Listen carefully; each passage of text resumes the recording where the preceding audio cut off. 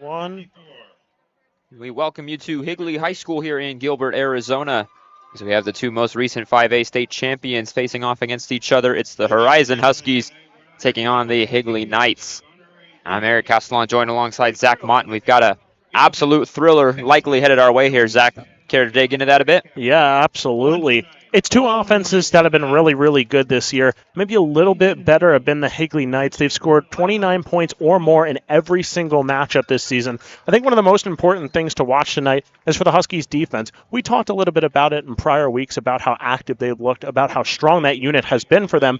They've allowed 24 points twice this season, never more. So this is going to be a matchup of two teams, a really great offense that scored a lot of points and a really great defense that hasn't allowed a lot. And it figures to be a good game as well here in Gilbert, Arizona. Higley hosting this one. They won the 5A state championship last season, Horizon doing so in 2021. So it really is the battle of two prior champions facing off here. And a bit of a weird scenario here. We were waiting for the anthem to start. And a bit of a funny scenario. I've never seen this happen. They actually took the field while the anthem was going on. I've never seen that before. Yeah, I'm right there with you, Eric. They ran right out of the tunnel, smoke and everything as the anthem was going on. I think all of us up here in the booth were a little bit confused. I was certainly shocked to say the least, but none of the matter. They were able to quickly compose themselves, get ready for this game as we are just about set to get underway here. Higley coming into this game 6-1, Horizon 5-2 overall on the year, both respectively. Both representing the 5A Northeast Valley. So we're just a few weeks away from playoffs, 3 weeks left in the regular season. Vincent Valentino will be the return man. Horizon will get the ball first. And we are underway. A bit of a short kickoff. Valentino will be forced to return this one from his own goal line. And he's going to be met and brought down right around the 21-yard line as the fireworks go off in the background. And that's where the Huskies will start on offense, and we get a late penalty flag. And already, first flag of the game, first play of the game, not even an offensive snap. It was the opening kickoff.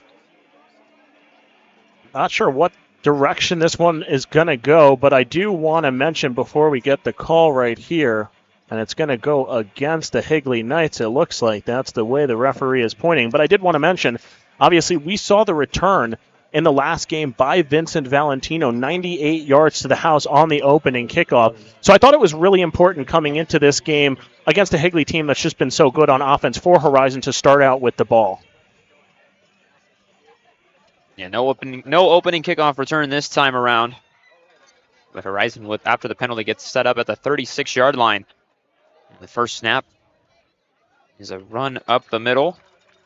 Bodie Zamorano takes it maybe 3 yards. And we get to take a look at Jace Ashley in another week where the dual threat quarterback gets to showcase his skills. Yeah, 9 rushing touchdowns on the year. He is their leading touchdown getter.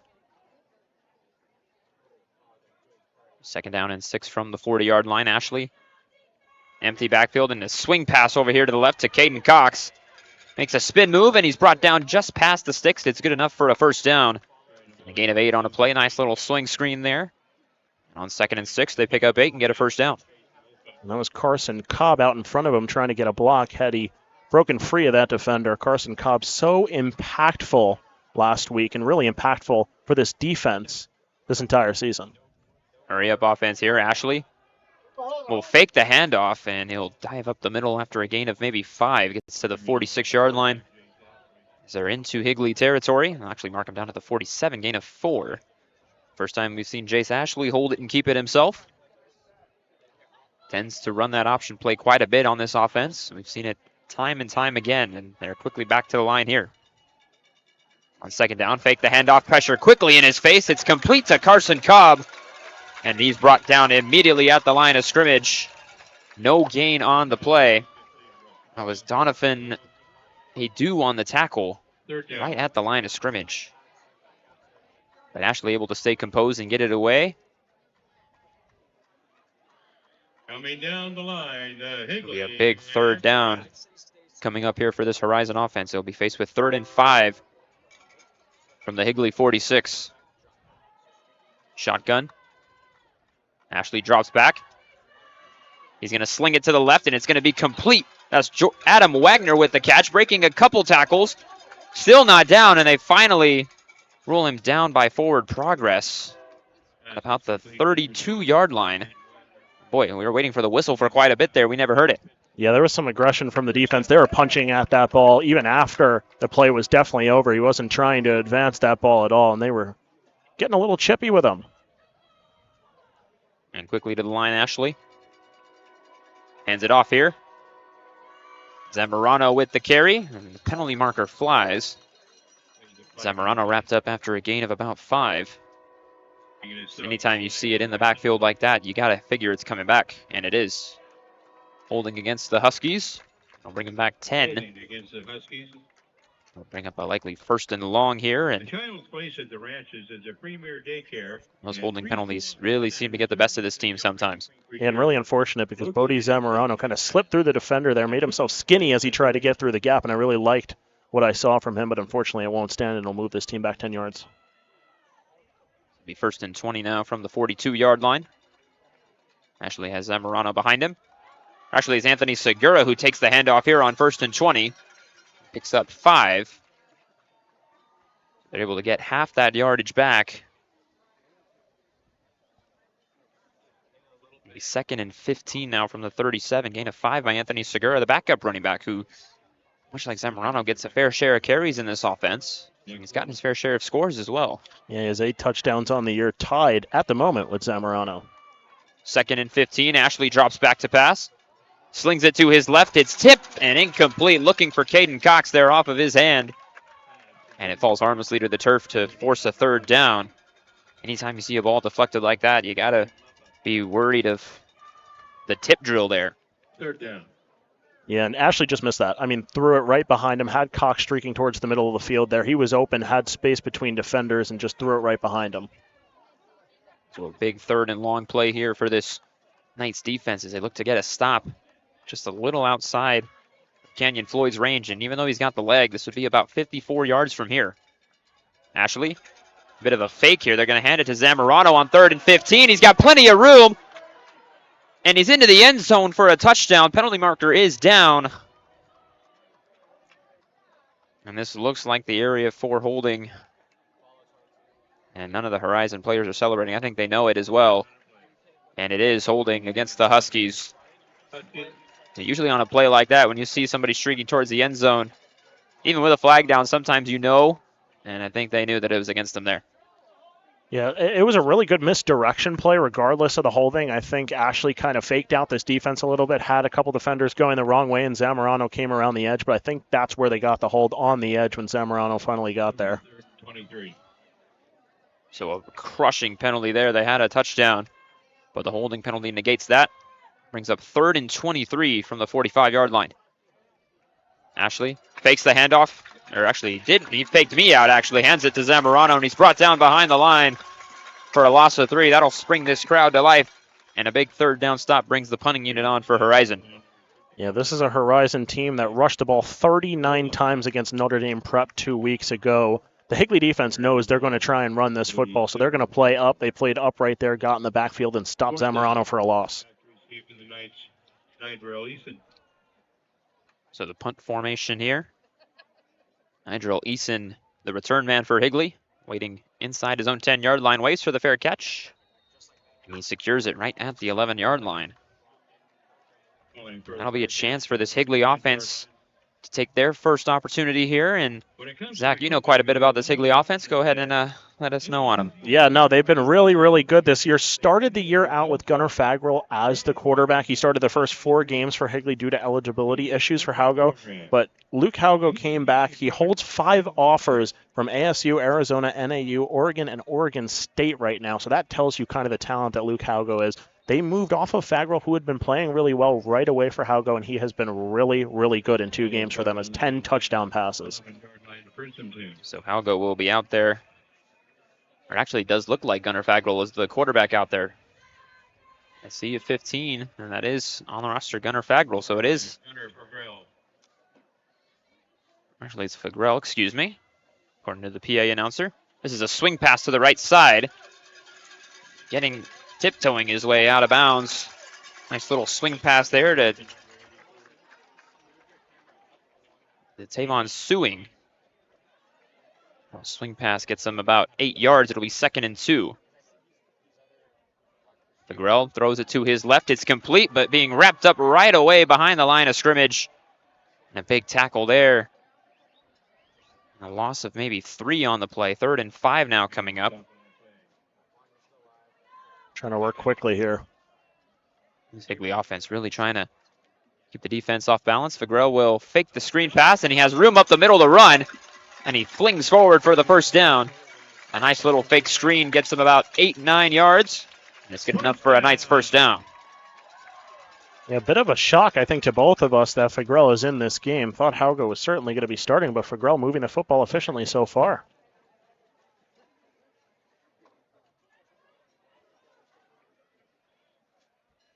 Fagrell under center, drops the ball, able to toss it. Hit it to the right side. And almost breaking through, I should say. That's Daxton Hall, the running back, getting to the right side, and he gets 9 yards, close to a first down. They'll mark him short at about the 34-yard line. 2nd and 1. Again, high tempo here for the Knights.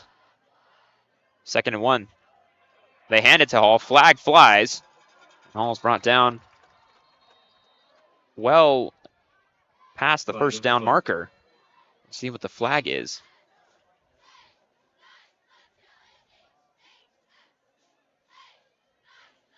It is a false start against the Knights. It'll bring them back 5 yards. The 2nd and 6 now after that penalty. So the high tempo does not pay off that time. That's the one risk you have when you run a high tempo offense. 2nd and 6. 2nd and 6 now from the 29-yard line. 3 receivers to the right, two to the right, I should say, 2 to the left. Fagrell drops back. No one open. Scrambles away and flings it downfield. He's got a man down the right sideline. That's Caden Milner, the wide receiver. And the senior gets the first down here for Higley. And he gets it to about the 45-yard line.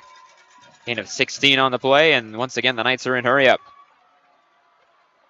Fagrell will sling it that way again. But this time, Milner's brought down behind the line of scrimmage. What a play there. A loss of maybe 4 on the play. 5, actually. They'll mark him down at the 40. They actually move it up to the 41. And this defense not swayed too much by this high-tempo offense so far. Yeah, and a good effort there to play up. They knew they were going to try and throw it right at the line, which is basically what they've been doing to this point. And they read it very well.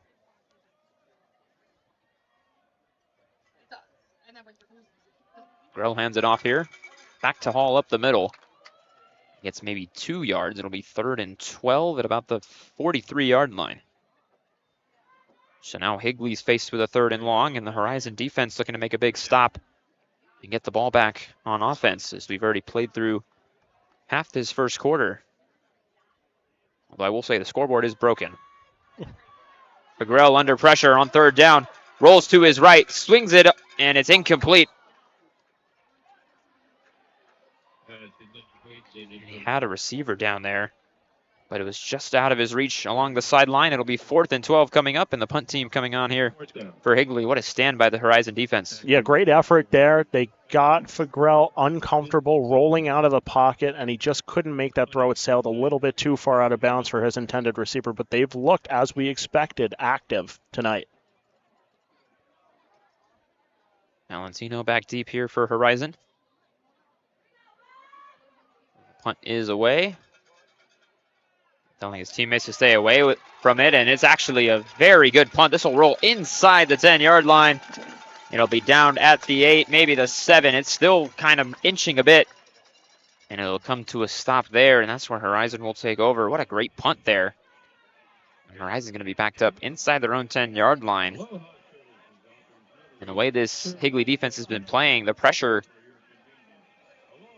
bit of a risk here. We've seen a lot of pressure early on from this Knights defense. Yeah, they've been really solid so far at this point. They've struggled a lot on defense this year. They've let up a lot of points, but they've also scored a lot of points, and they're facing a team that really likes to run the football, and Higley comes into this game knowing that. So Jace Ashley and company will trot back out there. We'll mark it at the 7. It'll be 1st and 10 there.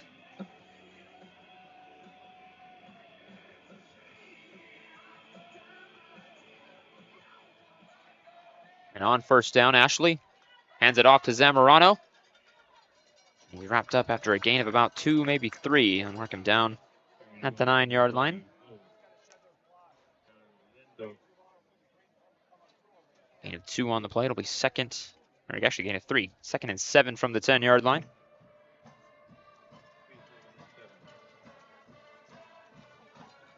Second and 7. They give it right back to Zamorano, trying to push his way up the middle, and he can't do so. Only gets a yard or 2.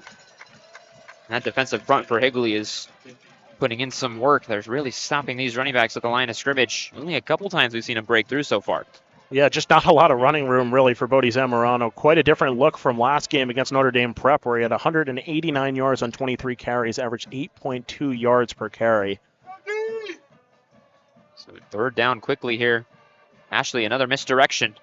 It's going to go enough for the 1st down. Man, that misdirection play seems to work very well. It's worked twice, minus the penalty, of course, that happened last drive. Yeah, I like the extent that Jace took that. I mean, he rolled all the way out to the other side and even faked throwing the football. I mean, there's a handoff fake, and then there's going all the way. And Jace Ashley, I don't know if he takes acting classes, but, man, that was about as good as it gets on a football field. And he hands it off here. Zamorano met behind the line of scrimmage. Number 24, Jake Rowe. Probably seems like we get a few plays every game where we tell ourselves that maybe Ashley should have kept it. That was another one there. He had quite a hole if he kept it. Yeah, there was one on the other drive as well where you actually thought he kept it, and he gave it to Zamorano, and he got stopped in the backfield. I thought that was another play that he probably should have taken it himself. There's been room when he's faked the handoff up the middle. 2nd and 11. He keeps it this time. Gets around the far sideline, and the pile pushing him forward. And it is enough for the 1st down. What a push there from his O-line. Turns a 6-yard gain into a 12-yard gain, doubles it, and gets him a 1st down. That's the kind of running you want to see if you're Coach Litton. Yeah, absolutely. And you talk about the early passion of this Horizon Huskies offense. I mean, his guys are going downfield and pushing him, getting that 1st down in the 1st quarter. You can tell this Horizon Huskies team has come to play tonight. 1st and 10 at the 32-yard line. Ashley will hand it off to Zamorano, who's met immediately behind the line. Loss of 3 on the play, maybe 2. Mark him down at the 30. It is a loss of 2, and they're not breaking through. This Higley defense is getting to him behind the line in a hurry. Yeah, just absolutely no room right now at this point for Zamorano to run. You had to figure you have to open up the play action or even the passing game here. For Coach Litton, 2:46 left in this 1st quarter. Ashley in the shotgun. He will drop back to pass. Flag flies, and this throw is incomplete. I don't know if that ball slipped from his hands or what, but it was pretty much a pass directly to his right. Check on the penalty. It was a pretty unique throwaway if I've ever seen one myself, but depending on what the penalty is, it can end up being a moot point. Yeah, that was a very awkward release. I'm not sure if he was just trying to throw it out of bounds, but basically threw it directly up in the air, and it eventually sailed out of bounds. It's definitely one way of doing it. Still have yet to hear the call. I think we're about to.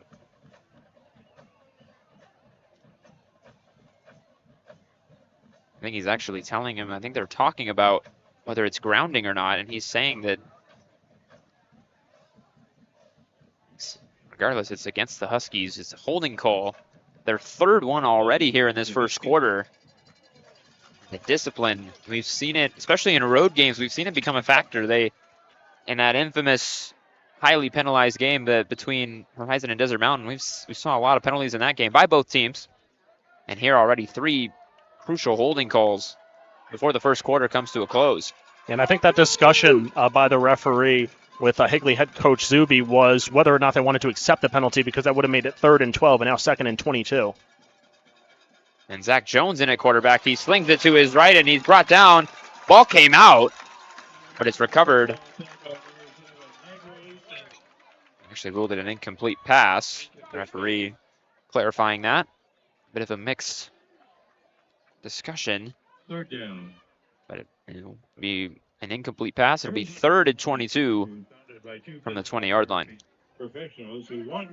I'm pretty curious why they brought in Zach Jones on that play. I don't know if that was supposed to go deep or not, and they just weren't looking for Jace Ashley to try that one. I'm not really sure there. I'm just as baffled as you are. 3rd and 22. And again, they faked the handoff. And brought down immediately is Ashley behind the line of scrimmage. Another option play. This one doesn't work either. And a loss of a yard. Bring up a 4th down, and both offenses with some question marks here to start this game. Yeah, I think for Horizon, they're going to have to start opening up the pass game because, as I said many times, I feel like at this point, this Higley defense comes into this game expecting them to run. And they know exactly who's going to run the football. The punt is away. And the fair catch is made at the 47-yard line by Nigel Eason II. Yeah, Nigel Eason II committed at the moment to UNLV. Was celebrated on senior night. Also, folks, make sure to tune into the Varsity Sports Shows Saturday mornings from 8 to 10 a.m. That's tomorrow morning on 1060 KDUS Arizona. Coach Litton will be on giving a post-game wrap tomorrow. So Husky fans, make sure to tune in. And also make sure to tune in for interviews with the rest of the coaches we cover and content from all of our fantastic team here at the Varsity Sports Show. Yes, indeed, Zach. Handoff is to Daxon Hall here on 1st down. Picks up a yard. Nothing more than that. It seems like for both sides, early on, just no running room. Both these defensive fronts have shown their might and created no holes for these running backs to work. At least inside. Outside, we've seen quite a bit. On 2nd and 9, they toss it to Hall. There's an outside run that gets more than 5 yards, and it'll be exactly 5 yards. He's brought down at the 47-yard line into Horizon territory. It's going to bring up a 3rd and 4. Third down. Another hurry up here from the Higley offense. Fagrell has 3 wide receivers to his left, 1 to the right. Fakes the handoff to Hall, slings it to the left. It's caught. Milner breaks the tackle, and he's got room down the sideline. And he's out of bounds past the 40. Penalty marker does fly towards the end of the play. Curious to see if that was a very delayed holding, maybe. It was before the play was over, so this might still make it 3rd down, and it is a hold. So it's not a 1st down because it was not a dead ball. So it'll move it back 10 yards from the spot. It'll put it at midfield. So it would have been a 1st down. Instead, it's going to be 3rd and 7 from the 50-yard line.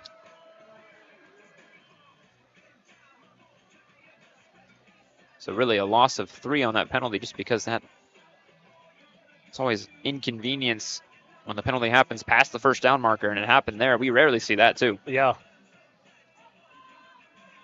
3rd and 7. Fagrell drops back. Pressure coming. Tries to escape, and he's brought down after a very short gain. He's short of the line to gain. Down at the 47-yard line, which is where they were before the penalty. It'll be 4th and 4. Let's see what this offense wants to do, and it looks like the offense is staying out there. So a gain of 3 by Fagrell on the scramble. Able to avoid the sack, and now a big 4th down here. Might just be trying to draw him off. They have all 3 of their top wide receivers in on the right side. Watch that right side and watch where those receivers go. That's where he's going to be looking. And a toss to Daxon Hall. Was going to throw it, breaks a tackle. Trying to break a couple more. He does. Does it enough for the 1st down? And no, it's not. They got him down at the 44-yard line. They needed the 43. And a huge stop by this Horizon defense on what looked to be a play that Daxon Hall almost made magic happen. Yeah, Hall was looking to throw downfield, as you said, had those receivers open, but the pressure in his face was a little too much. Tried to get it with his legs and came so close. A good effort there on what was a broken play, really, by Daxon Hall. And the Horizon Husky offense going to take over, so another great stand by this defense. Seen both defenses show out here in this first quarter. 6 seconds left in this first quarter of play, and we're likely to see one more play before we head to the second, what has been a very fast quarter with all the runs and all the defensive stops. And it's a handoff here to Jordan Partridge, and he's wrapped up well behind the line. And that will end this first quarter. It's a 3-yard loss. Another negative play for this Horizon offense as we end the first quarter here in Gilbert, Arizona at Higley High School. It remains scoreless, and we'll take a break here on the Varsity Sports Show.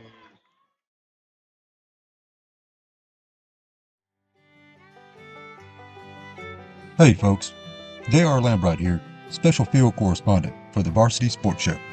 Join me every Saturday from 8 to 10 a.m. Pacific for JR's Texas Tales, where I share stories of Texans who triumphed over adversity and gave back to their local communities.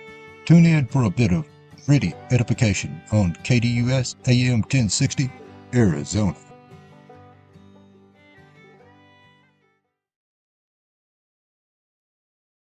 When you think of family restaurants and sports bars, think Bonfire. Bonfire is part of the Tempe landscape, supporting local schools. Join the Bonfire Booster Club Challenge. Mention Corona del Sol, Desert Vista, Marcos de Niza, Mountain Point, or Valley Christian, and that school's sports program will earn loyalty points. The winner after football season will earn a fundraiser at Bonfire. Come for the food and fun, support the community. Bonfire, open every day east of I-10 on Warner. Show your game ticket all day Friday and Saturday and get 15% off. 480-306-6801.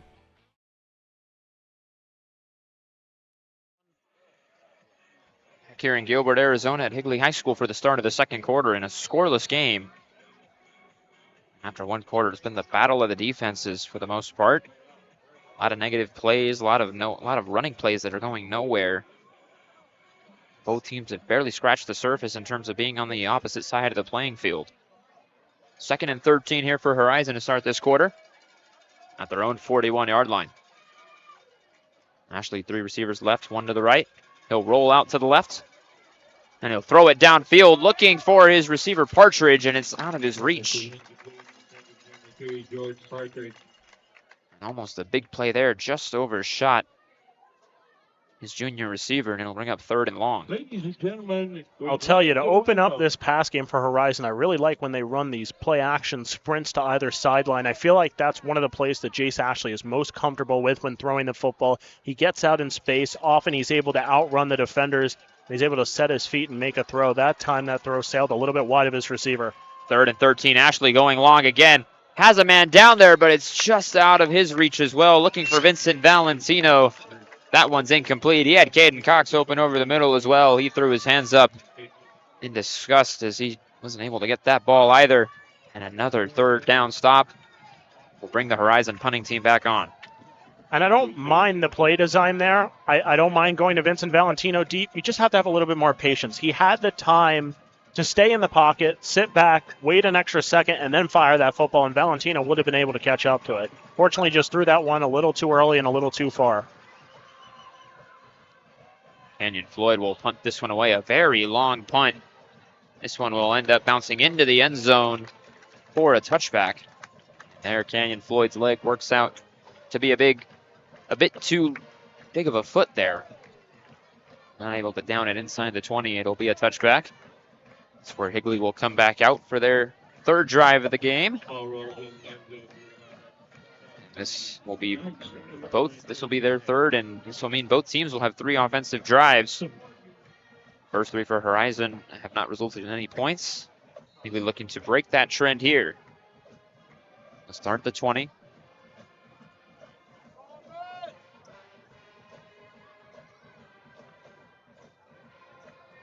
Grell hands it off to Hall. Breaks through the first wave of defenders and is brought down at the 30-yard line, which is good enough for the first down. A gain of exactly 10 on the play. Nice run up the middle there by the running back. One of the first times we've seen them break free through this defensive line. I believe that's the biggest gain of the night to this point. Looks like we're going to get a line adjustment here by one of the line judges, maybe substitutions. It is substitutions.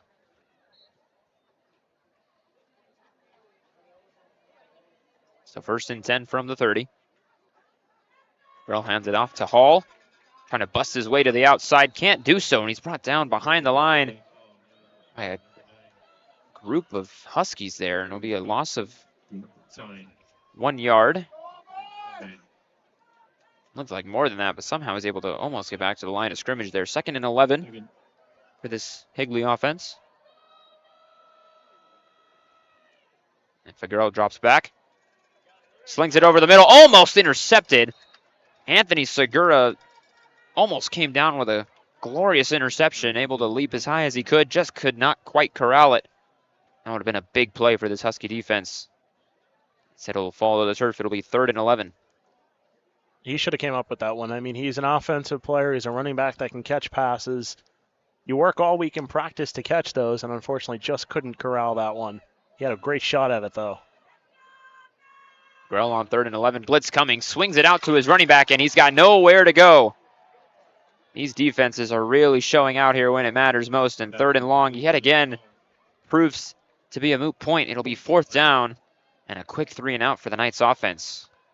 Story of this game, really, for both sides. Yeah, just as we mentioned before with Higley's defense playing up, expecting the run, Horizon's defense is also playing up there, but they're expecting the short passes, and to this point, that's pretty much all Higley has shown. They're going to have to start to take some deep shots.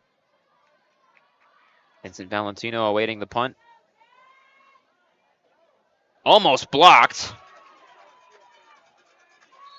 And it's secured at the 39-yard line. Ladies and gentlemen, The punter tried to sell a roughing the punter there. first original Spun down as he was passed by one of the blockers there. So Horizon will start at their own 39-yard line. And besides the touchbacks, we've seen these teams start relatively close to midfield almost every drive. And like I said earlier, they've been kind of poking into opponent territory, but haven't quite reached field goal range to even try a field goal.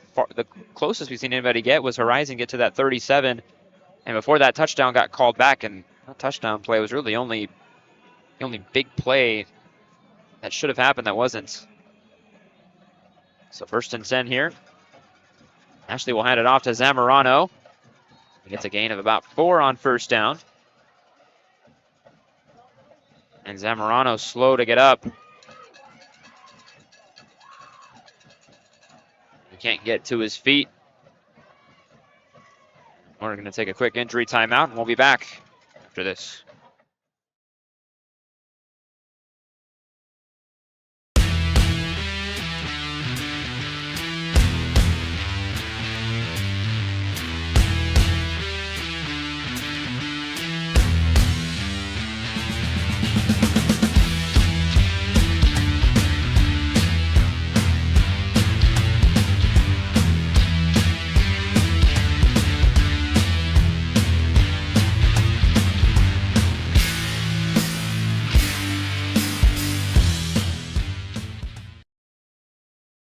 Hi Varsity sports fans, this is Shai Gara. Make sure you stay tuned for our halftime where we break down different highlights from sports locally or otherwise, so plenty of entertainment and content coming your way if you stick around with us. What I personally think is cool about our halftime show is we cover.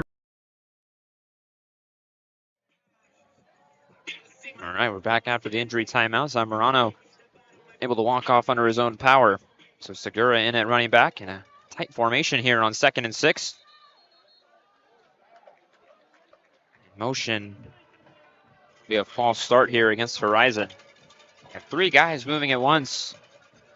Wasn't quite sure who along that offensive line moved.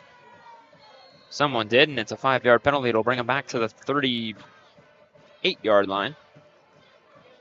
2nd and 11.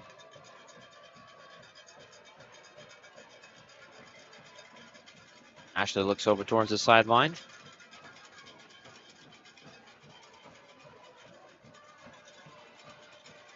Markovich in motion.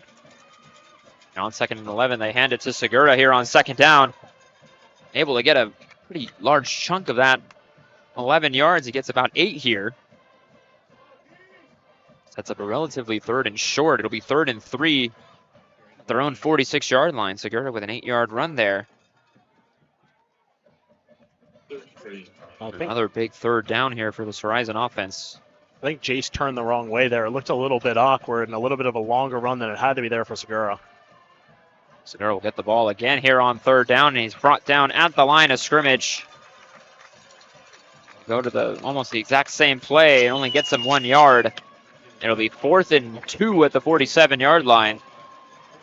The offense back out there. Ashley in the shotgun. Crowd comes to its feet. And I think they got him to jump, and they did. And the crowd can't believe it.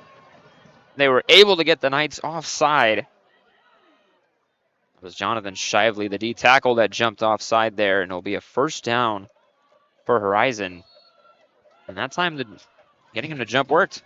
They've tried it a couple times over the last couple weeks. Hasn't really been too effective for them. That time it did, though. First down, it's a run right up the middle. It'll be to the 45-yard line of Higley.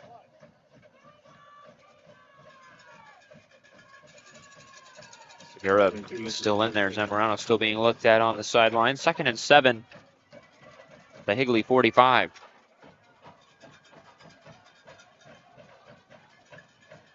Ashley fakes a handoff, rolls out to his right, swings it to Jax Markovich, the tight end, and he's brought down for a very minimal gain of about 3. Mark him at the 42-yard line. So from 2nd and 7 to 3rd and 3, actually. They mark it 42-yard line. Jax Markovich was without a catch last week. You think back 2 weeks ago, had that huge touchdown catch against Desert Mountain, but last week was not on the stat sheet, so good to see him getting active early in this one. Already to the line here. Segura gets the handoff on 3rd and 3. Goes right up the middle. Hard-nosed football gets him all the way to the 30-yard line. This is the first time we've really seen either offense in a threatening scoring zone here. Big gain there of 12 on the play. 1st and 10 now at the 30. That's a nice run there. Yeah, hard-nosed football is a perfect way to describe Anthony Segura as a running back. Puts his shoulder into the defender. He does not mind contact. Gets the handoff again on 1st down, right up the middle, dragging a defender with him, and he's able to get more 1st down yardage, gain a 10 on the play. Cody Zamorano will trot back in. Segura has done his job on this drive. A couple key 1st downs and a couple long chunk plays. Gets him in the red zone for the first time tonight. Ball's at the 19-yard line. Ashley, one receiver right, 2 to the left. Markovich in motion. Ashley rolls to the left. Pressure coming. Slings it to the end zone. Looking for Valentino, and he comes down with it.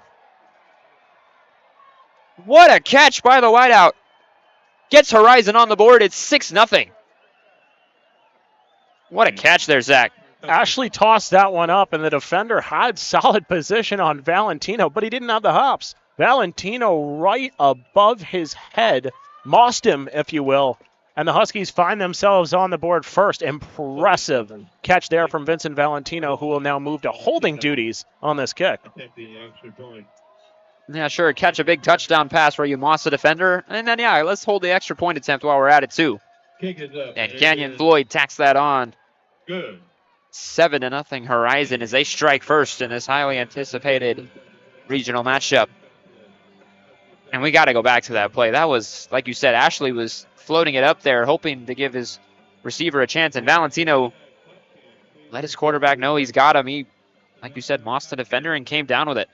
Yeah, I watched Ashley toss that one up, and at first I was like, what is he doing? But Valentino just makes an impressive play. Not really a throw you want to see from your quarterback, but if you have a receiver that's going to make a play like that, you'll take the 50-50 shot with him. And Valentino really excited after that touchdown. He sprinted towards the sideline to Coach Litton, gave him a high five, and started celebrating with his teammates.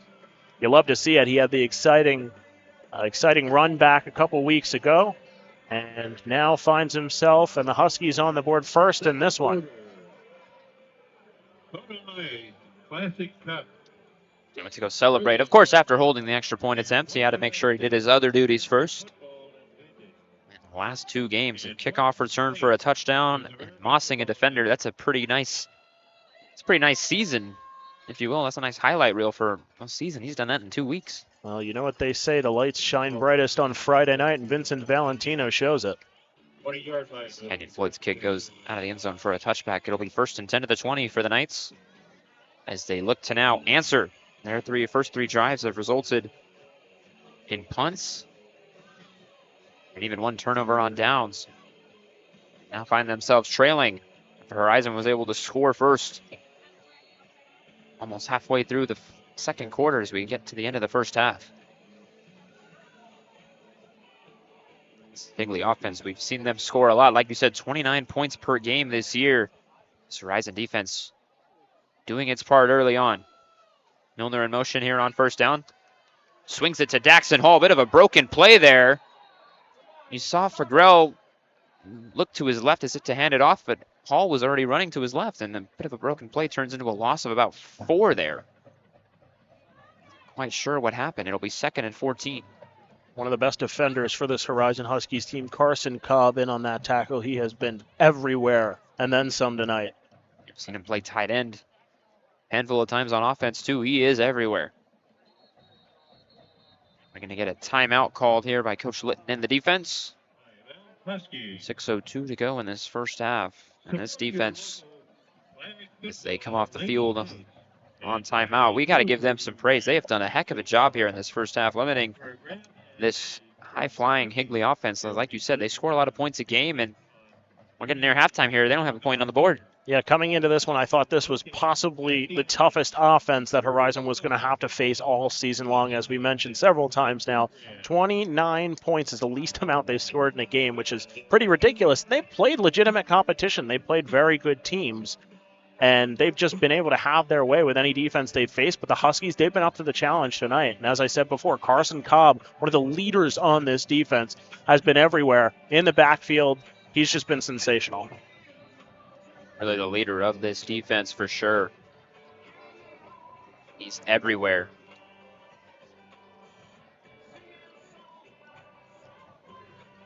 So 2nd and 14 after the timeout here for Higley.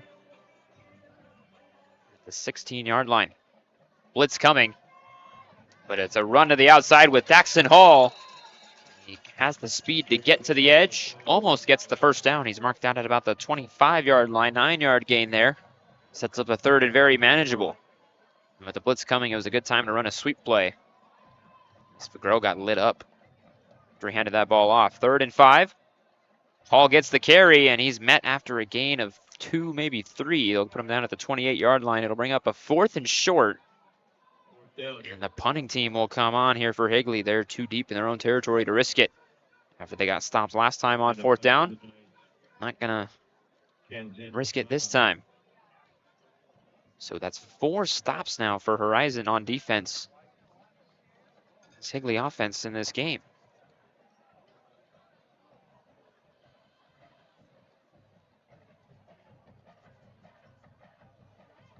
The punt is away. Valentino waves for the fair catch, and he's got it at the 41-yard line. Secures it with 5:15 left in this first half, and the Horizon offense will come back out, looking to maybe even add some points, maybe get a 2-score game heading into halftime. One thing that they've been good at this game is running the clock. They've run the ball a lot. Both teams have done their fair share of running the clock. As we said, it was a very fast-paced first quarter, and it's been a fairly decently paced second quarter as well. We're already 5 minutes away from halftime here on senior night. If I didn't mention that already, it is senior night here at Higley High School. They honor the seniors before the game for the band, the spirit line, the football players. Nice ceremony. Big turnout here tonight. 1st and 10. Ashley hands it off to Zamorano. Breaks a tackle, bounces to the outside. He's wrapped up close to midfield. They'll mark him down at the 49-yard line. Actually, the 48, gain of 7 on the play. Able to bust through that first line of defense and almost bounce it to the outside for a first down. Yeah, that's one of Zamorano's best traits, is he's able to just break off potential tacklers, and you just saw it there on full display. 2nd and 3 from the 48-yard line. Zamorano gets the carry, runs right up the middle. Plenty of running room here, and he'll get to the 34-yard line before he's brought down. And now we start to see this Horizon offense start to open up some running lanes. It's another big chunk play. Back-to-back drives now. We've seen maybe 3 or 4 chunk plays of 10 or more yards. Yeah, Zamorano's finally able to get into the second level. Before, it was at first level of defenders. He was bottled up. There was no room. All of a sudden, now he's getting into the second level, and he's showing what he can do right there. Why not give it to him again? Zamorano gets maybe 3 yards to the 31-yard line before he's brought down. A gain of 10 last time, or more than 10 last time. They get 3 here. It looks like a set up 2nd and 7 at the 31-yard line. I think maybe the most important thing to remember is that pass in the end zone to Vincent Valentino is opening up this run game because they now know there's a threat to pass. Another run play here. Zamorano breaks a couple tackles. Penalty marker is down, and this is another play that will likely come back as Zamorano runs into the end zone for the touchdown. Might see a block in the back here. Coach Litton kind of looking at the referees, wondering why that was a holding call. Wondering if it was a legal block or not. It is not. It's a block in the back against Horizon, and that's twice now we've seen plays negated by the penalties, both plays resulting in touchdowns. And both plays resulting in Bodie Zamorano touchdowns. I'm sure he is not happy with that. He could have 2 tutties on his resume tonight, but unfortunately not able to with those 2 penalties. So push him all the way back to the 43-yard line. It was 2nd and 7, and now 2nd and 22. 15-yard penalty.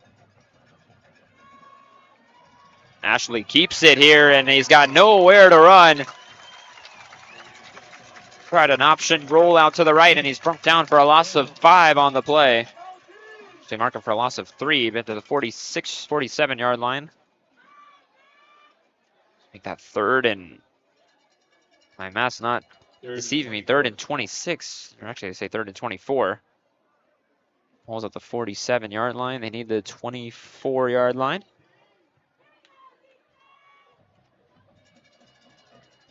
Got to figure the pass is coming here. And it's a swing pass here to Wagner. Breaks the first tackle, and the ball came out. And Higley comes up with it. And we got a penalty marker flying from the near sideline, and another one. Not quite sure. We got a couple late penalty flags as that happened on the far sideline. I'm not too sure what happened. We just saw Higley running the other way with it. Wagner looks like he dropped it as he was coming to the ground. Let's see what the penalty is. There's 2 of them, I think. They were throwing at separate times. This is a very confusing play, to say the least. Yeah, I think we were blocked by the crowd over there, but I think Wagner had the ball just stripped from him, and the defender took it upfield, and it might have been a late hit, it looked like, because the flag was thrown right at about that time. But I see 3 flags on the field. We have 4 referees. I'm not sure if the 4th threw one somewhere we can't see it, but pretty much every referee, threw some laundry on the field. 3 separate, and it seems like at least 2 separate times. I saw one on this near sideline, on the Higley sideline come up, and then 5 seconds later we saw another one at the end of the play. So I'm not quite sure if there's going to be multiple penalties here. I think one thing's for sure here. I think it is going to be a turnover regardless, as I didn't see any flags come out before that ball came out. So it's just a matter of where this ball is going to be afterward. There was also no whistle, so he was not out of bounds before that ball was either jarred loose or was straight handed up there to Higley. But we're having an extended discussion right now between the referees. I think we're going to have some discussions with the coaches as well. See the referee there heading over to talk to Coach Litton.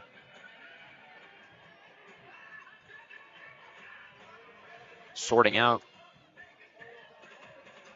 a wild mess of a play that saw possession change hands to be just a straight up cough up of the ball by Wagner.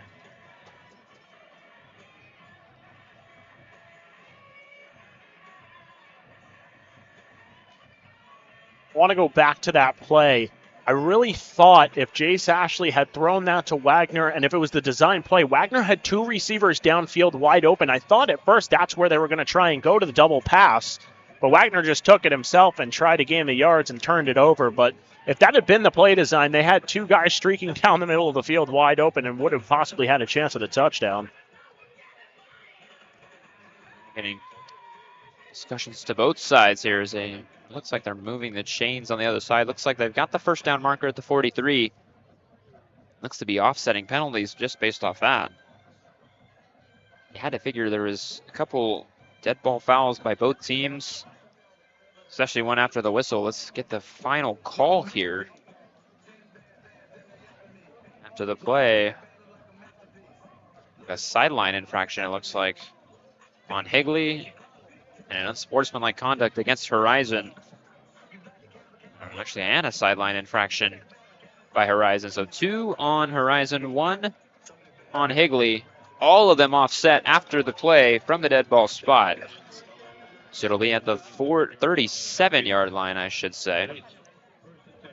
But it is a turnover by the Horizon offense, and it sets up Higley in their best field position yet. Best spot they've been all night. Fagrell drops back, fakes the handoff, flips it downfield, and it's incomplete.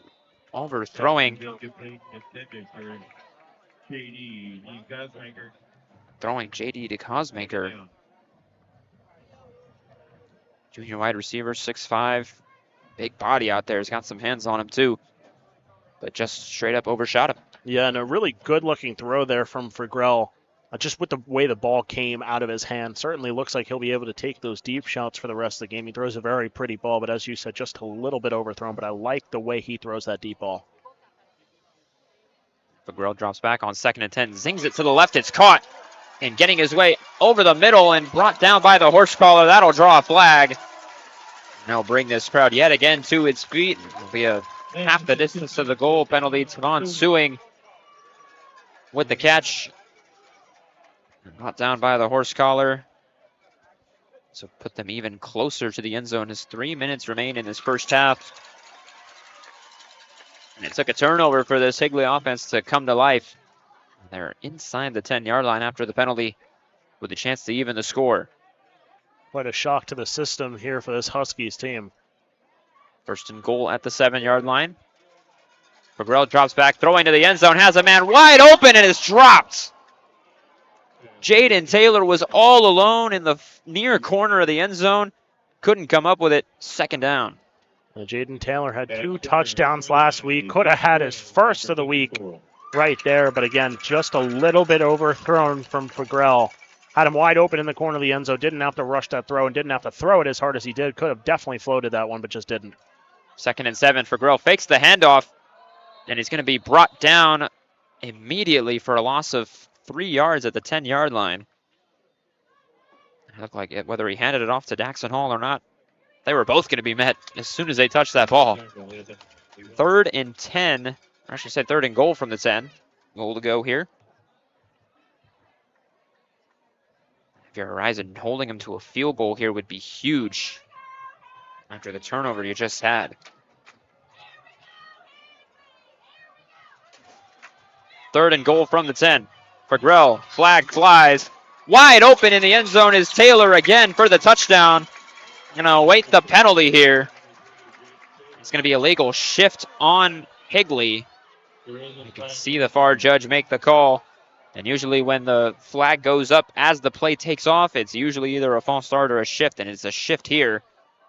We have 5-yard penalty against Higley, and it'll draw them back and quiet this crowd. Yeah, and an unfortunate one there because it just didn't need to happen. The receiver would have been open either way and would have had a touchdown, but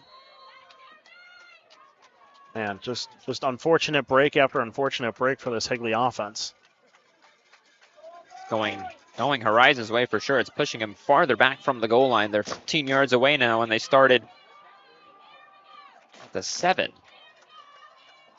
Loss of 3 on 2nd down, and then the 5-yard penalty backs them up at the 15, 3rd and goal. 2:06 left in this first half. Fagrell drops back, looking to the end zone again, throws it, and it is dropped again. This time it was Caden Milner who had the chance to catch that one. Hit him in the chest, and he couldn't corral it. Good coverage there, forcing the incompletion and forcing the field goal unit. And as I said, forcing a field goal would be huge, and they did just that. Yeah, Evan Enwia in coverage there. He was draped all over him. And clean coverage, no pass interference there, and going to force a field goal. So Enwy has been active on the defensive side. A couple tackles tonight and good coverage there on that play. Going to force this Knights team to kick one here. And the field goal is blocked. What a stand by this Horizon special teams unit. They get the block. And there is a penalty marker down. Let's see what it is. Might just be a celebration after the play. Bit of a delay getting that ball off.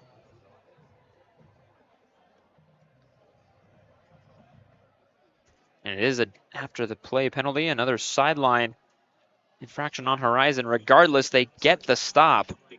Block the field goal. It stays 7-0 Horizon. That's the bigger point there. Yeah, the penalty, but you still block the field goal. That's a heck of a play by the special teams unit. Yeah, and a heck of a play by Gates Allen there coming off the edge, got the play, and then the celebration after may have costed his team a couple yards there, but celebration well deserved after that blocked field goal. If you think back to that Desert Mountain game, this Horizon team was on the unfortunate side of that, had a PAT blocked and a field goal blocked, and it was really the difference maker in the game. So let's see if this comes back to bite this Higley team late in the game. The 1st and 10 for Horizon at the 13-yard line. They're backed up here. Ashley will hand it off to Bodie Zamorano here on 1st down. Bounces to the outside. Able to get maybe 5 yards to the 18-yard line.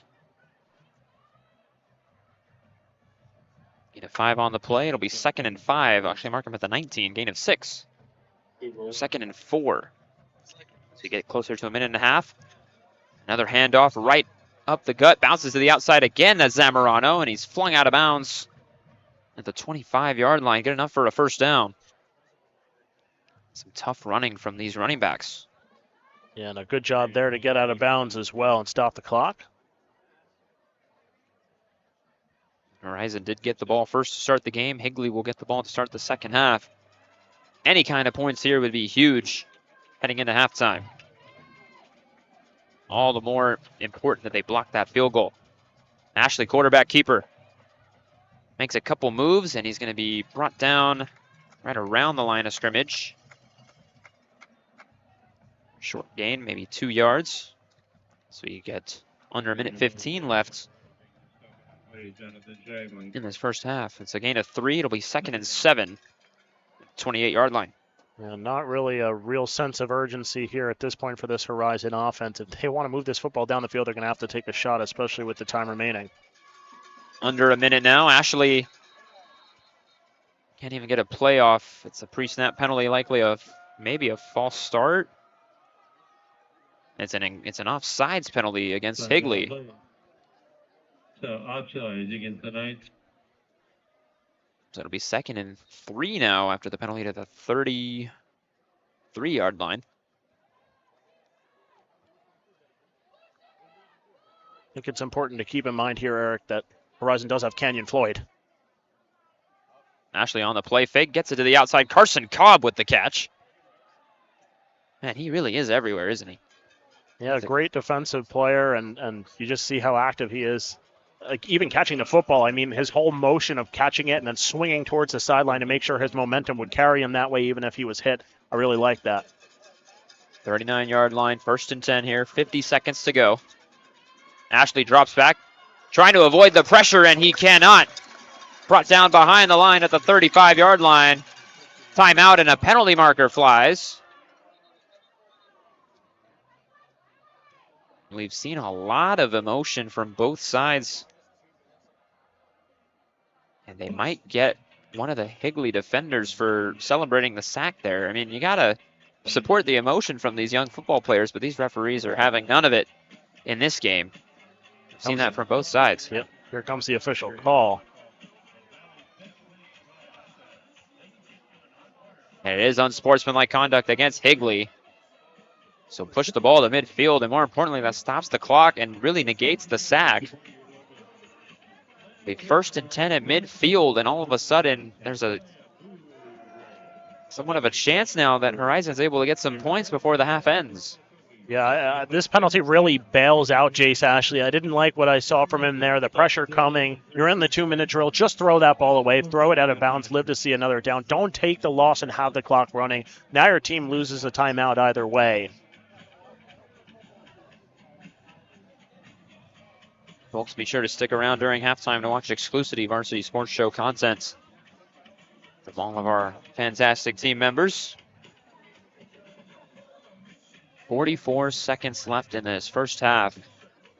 After I said that the first quarter and a half was going so smoothly and so quickly, it feels like these final 5 minutes of the first half have gone on for so long.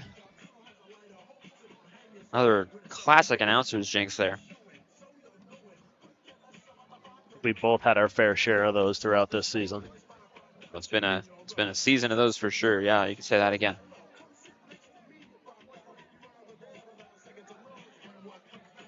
So this Higley defense gets punched in the mouth with a fortunate, unsportsmanlike penalty.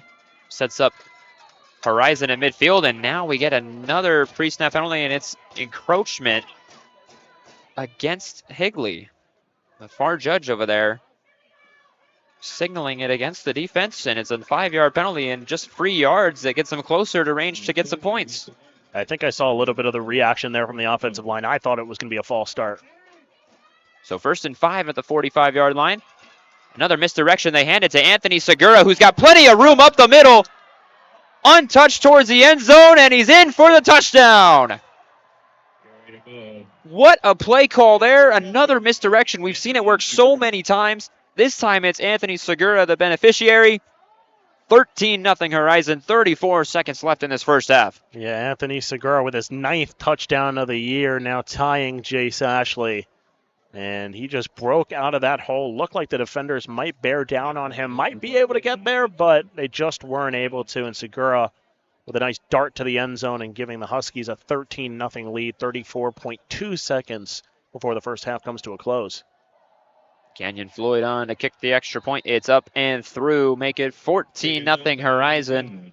With, like Zach said, 34 seconds left in this first half. And that drive started at the 7-yard line with a penalty after the blocked field goal. They needed 93 yards to score a touchdown, and they ended up doing so in just about 30 seconds. Yeah, obviously helped by that big play there from Anthony Segura. We were obviously talking about the weapon that Horizon has in Canyon Floyd, and he has the range to hit about a 50-yard field goal, maybe a little bit deeper, maybe a little less, but they didn't need it there. Anthony Segura broke off the big run, found the end zone, and Horizon finds themselves ahead 14-0 in what is a shocker right now to this Higley crowd. It's a shocker to the crowd because there were a few penalties on that drive that really did not go their way. You got to mention that after the sack of Jace Ashley on 1st and 10, when they're at their own 39-yard line, one of the defender who brought him down celebrated too much according to the referees. They didn't like it, flagged him for 15, and then the offside the very next play, and then sure enough, Anthony Segura makes him pay with a 45-yard touchdown run. 14-0, 34 seconds left. A touchback by Canyon Floyd. I feel like we say that every week. Just boots it out of the end zone almost every time. Can't say every time. He's squibbed it a few times. He's caught us off guard.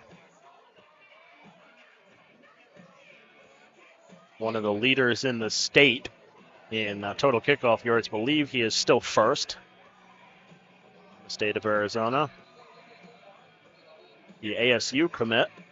And I want to say, as we get a timeout right here from the Horizon sideline, for Coach Litton and his Huskies, this is about the best start you can ask for. You're up 14-0 going into half, presuming nothing happens here in this 34.2 seconds. Obviously, that'd be a little bit of a surprise given the way this game has gone. And for the Higley Knights, I think you go into the locker room and Coach Zuby has to tell his offense to kick it into gear. Fagrell, who had started the first 5 games for Higley, had been pretty solid. Obviously, they moved on to Luke Haugo, who had thrown 10 touchdowns in the last 2 weeks. I don't know why he's standing on the sidelines right now. We've seen him without his helmet. Obviously, we don't have word on that. But this team has got to kick it into gear. This is an offense that's been sensational at this point. Fagrell has been a big part of this offense that's scored 29 or more points in every single week. You got to wonder with these high school athletes, too. if it's something disciplinary, maybe something that happened during the school week, whether it's grades, bad practice, maybe even some injury we didn't get word on. There's a lot of possibilities there on why Halgo's not playing, but it's Fagrell in at quarterback. 1st and 10 here from the 20. They'll run it with Daxon Hall. He's brought down after a gain of about 5, maybe 6. They'll mark him at the 26-yard line. Clock continues to tick. And the offense not going to play hurry up. They look like they were. Instead, they'll trot back towards the locker room, and that will put a bow on this first half as the clock ticks down. Under 10 seconds, and both sidelines finally giving in. And as we come to the end of the first half here at Higley High School here in Gilbert, Arizona, a bit of a shocker. 14-0 Horizon heading into halftime here on senior night. And the high-powered Higley offense going to look for some answers during the locker room speeches. We'll take a break here for halftime. We'll see you for the second half. Enjoy this content from our wonderful team here on the Varsity Sports Show. All right, everyone, let's take a look at some of the top plays from Week 6 of the NFL season. Goff looking deep, wants it all. Jamison Williams looking for the ball. Got it! Touchdown! From the 7. Wilson going down the sideline for Garrett Wilson. Makes the adjustment and the grab. 3rd and 7, blitz coming. Walker has it blocked. Walking far sideline. Cooper. Oh, what a catch! Amari Cooper. What's going on here today? A little matchup. Fake to Hubbard. And it's outside on 1st and 10. Oh, look at him hurdle. What a play by Tremble, who got a touchdown last week. And play to a 3rd and 6. He's 12 of 16. Lamb the block. Go, he's got him! He's got Hill! And they've got a touchdown! Cornell, 1st and 10, Miami's ball. Mostert getting a block from Hill. He explodes and spins and drives. There he goes! Oh, Falcons get the football back. A flag is down. Free play for Ritter. Going to take a shot for London. And London fighting for it. He's got it! Pressure coming here. And the ball is out. It's still free. And the Vikings pick it up. Down the sideline. Goes Jordan Hicks.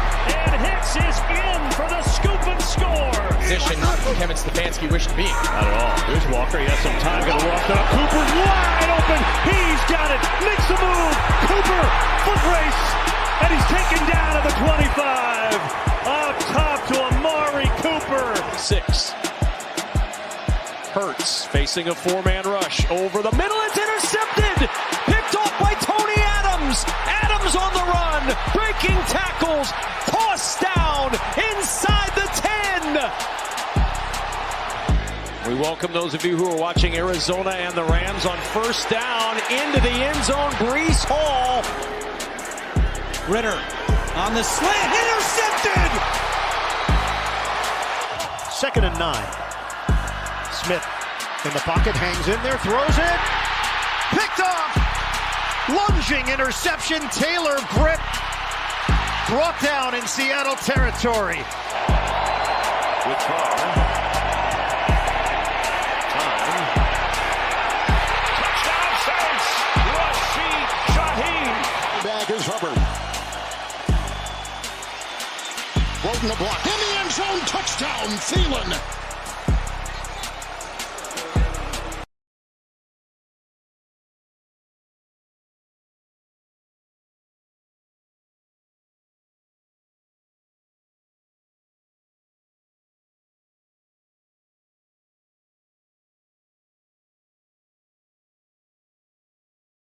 Hello everyone, this is Kyle Cooper with Varsity Sports, and here are your Week 7 NFL picks. Starting off Thursday night, we have Jacksonville Jaguars at New Orleans Saints. The Jacksonville Jaguars have generated the most turnovers and most points off turnovers in the NFL. The Saints offense hasn't really clicked yet, despite having top talent on the team with Alvin Kamara, Michael Thomas, Chris Olave, and Rashid Shaheed. Jacksonville has looked okay on offense, not as good as last season. Trevor Lawrence is a game time decision in this game. If he plays, I think the Jaguars will scrape out the win, but if he doesn't, the Saints will win. Anyways, I do have the Saints winning this game 21-14 over the Jaguars, despite not knowing if Trevor Lawrence will play or not. In the second game, we have the Detroit Lions at Baltimore. The Ravens are the favorite to win this matchup. Lamar Jackson found his receivers last week, including Zay Flowers with his first NFL touchdown, but they have been very inconsistent. Can they keep it up in this one? The offense hasn't been high-flying and leaves a lot to be desired, especially that running game. The Lions will be without their bell cow running back David Montgomery. Jamar Gibbs could play for the Lions. The Lions are riding off the wave they had last year and are 5-1 on the season. They'll have to rely on their defense and wide receivers to pull out the win in this one without their running back. I have the Lions scraping out a win 14-10. Then we have the Las Vegas Raiders at Chicago. The Bears will be without their star quarterback Justin Fields this week, and without one more win on the season. I think the Raiders will take the win here over the Chicago Bears. The Bears have been bad on both sides of the ball all season long. Despite not knowing who will start at quarterback for the Raiders, they will win 28-14 over the Bears. The Cleveland Browns will be at Indianapolis as they take on the Colts. The Browns could have the best defense in the NFL after they took down one of the best teams in the NFL, the San Francisco 49ers, last week. The Colts quarterback Gardner Minshew had 4 turnovers last week, and they will face a very tough defense in the Cleveland Browns. And if PJ Walker starts at quarterback for the Browns, this could be a more difficult win to pull out, but I think they will pull it out 17-16 over the Colts. The Buffalo Bills will be at the New England Patriots, and the Bills have had a really shaky season, really inconsistent, and they have not been a convincing team all year. They almost lost one of the worst teams in the league last week to the New York Giants, and they lost against Jacksonville Jaguars. Coach Sean McDermott, though, is 5-1 against Bill Belichick. The Patriots are super banged up with injuries and definitely less talented. I think Buffalo will easily win this game 36-13. The Washington Commanders will be at New York and will be taking on the New York Giants. As I talked about with the Buffalo Bills, the Giants had one of their most promising games of the season for them. They almost took down one of the top teams in the NFL. The Commanders have given up an NFL high 34 sacks, but the Giants are right behind them with 33, and New York will be looking to add to that sack total. I think it'll be a defensive battle, an ugly game, but Sam Howell will somehow get it done and they'll pull out a win 19-13 over the Giants. The Atlanta Falcons will be at the Tampa Bay Buccaneers. Both teams have similar records, with Atlanta being at 3-3 and Tampa Bay at 3-2. Atlanta is ranked 4th best in passing yards allowed. They've looked pretty solid on defense this year. Meanwhile, the Buccaneers have kind of cooled down after their really hot start to the season. The Buccaneers will look to put a stop against Bijan Robinson, and I think they can do that. But can they control the other offensive threats that the Falcons possess? Desmond Ridder will continue to throw the ball well. He's picked it up in the last few games, and they will find a way to win 24-17 over the Tampa Bay Buccaneers. The Pittsburgh Steelers will be at the Los Angeles Rams. Both have defensive stars on their team with TJ Watt and Aaron Donald, but Rams have the better offense and have Cooper Kupp back, who looks to be back in top form this season. The Steelers have been averaging just 12.6 points per game on offense, and that will not be enough to get it done against the LA Rams. I have the LA Rams taking this one 31-13. The Green Bay Packers will be at the Denver Broncos. Jordan Love has looked worse actually of late, throwing 6 interceptions in the past 3 games. But no one has looked worse than the Broncos this season on both sides of the ball. The Broncos rank last in scoring defense and total defense, and I think the Packers have enough offense to overcome the Broncos. It could be a close game though, and they might have running back Aaron Jones back, and that would be huge for the Packers. Packers will win this one 24-21. The LA Chargers will be at Kansas City. The Chiefs are back home, and they've had 9 days to rest and prepare for this game, while the Chargers have only had 5 days of rest after their loss to the Cowboys. Justin Herbert really needs to step up his game. He did not look good against Dallas. And Kansas City is one of the best teams in the league, so I don't see them losing here. I don't think the Chargers are good enough to beat them, but it will be a back and forth game. Kansas City will win 34-31. And next we have the game of the week. Miami Dolphins at Philadelphia Eagles. Both are 5-1. Definitely tune into that one on Sunday Night Football. The Eagles are coming off an embarrassing loss against the New York Jets, and their offense left a lot to be desired. It looked like in their last game that they were off. They were not in sync with Jalen Hurts, the receivers, and there's some issues there on offense that they need to address. Miami is flying high after their one loss to the Bills, and they look really strong despite having some injuries at running back. I expect this to be a high-scoring game, back and forth. Dolphins will win this one 27-24. And for the last game of the week on Monday Night Football, we have the San Francisco 49ers at Minnesota.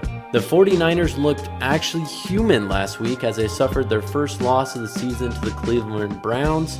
They could also be without their stars Christian McCaffrey and Deebo Samuel in this game. Kirk Cousins has a really bad record on Monday Night Football. He is 2-10 in these games.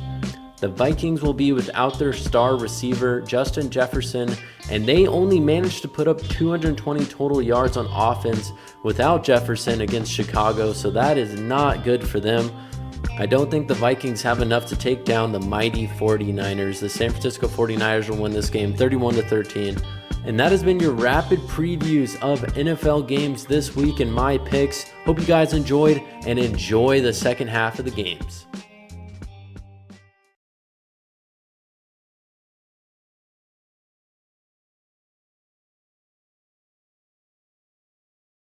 All right, everyone, let's take a look at some of the top plays from Week 6 of the NFL season. Goff looking deep, wants it all. Jamison Williams looking for the ball. Got it! Touchdown! From the 7. Wilson going down the sideline for Garrett Wilson. Makes the adjustment and the grab. 3rd and 7. Blitz coming. Walker has it blocked. Lofting far sideline. Cooper. Oh, what a catch! Amari Cooper. They're going on here today. A little matchup. Fake to Hubbard. And it's outside on 1st and 10. Oh, look at him hurdle. What a play by Tremble, who got a touchdown last week. And play to a 3rd and 6. He's 12 of 16. Lamb the block. Go. He's got him. He's got Hill. And they've got a touchdown. Cornell 1st and 10. Miami's ball. Mostert getting a block from Hill. He explodes and spins and drives. There he goes. Falcons get the football back. A flag is down. Free play for Ritter. Going to take a shot for London. And London fighting for it. He's got it. Pressure coming here. And the ball is out. It's still free. And the Vikings pick it up. Down the sideline. Goes Jordan Hicks. And Hicks is in for the scoop and score. Position Kevin Stefanski wished to be in. Not at all. Here's Walker. He has some time. Going to walk it up. Cooper's wide open. He's got it. Makes the move. Cooper, foot race. And he's taken down at the 25. Up top to Amari Cooper. 6. Hurts facing a 4-man rush. Over the middle. It's intercepted. Picked off by Tony Adams. Adams on the run. Breaking tackles. Tossed down inside the 10. We welcome those of you who are watching Arizona and the Rams on 1st down into the end zone. Breece Hall. Ritter on the slant. Intercepted. 2nd and 9. Smith in the pocket, hangs in there, throws it. Picked off. Lunging interception. Taylor grip. Brought down in Seattle territory. With time.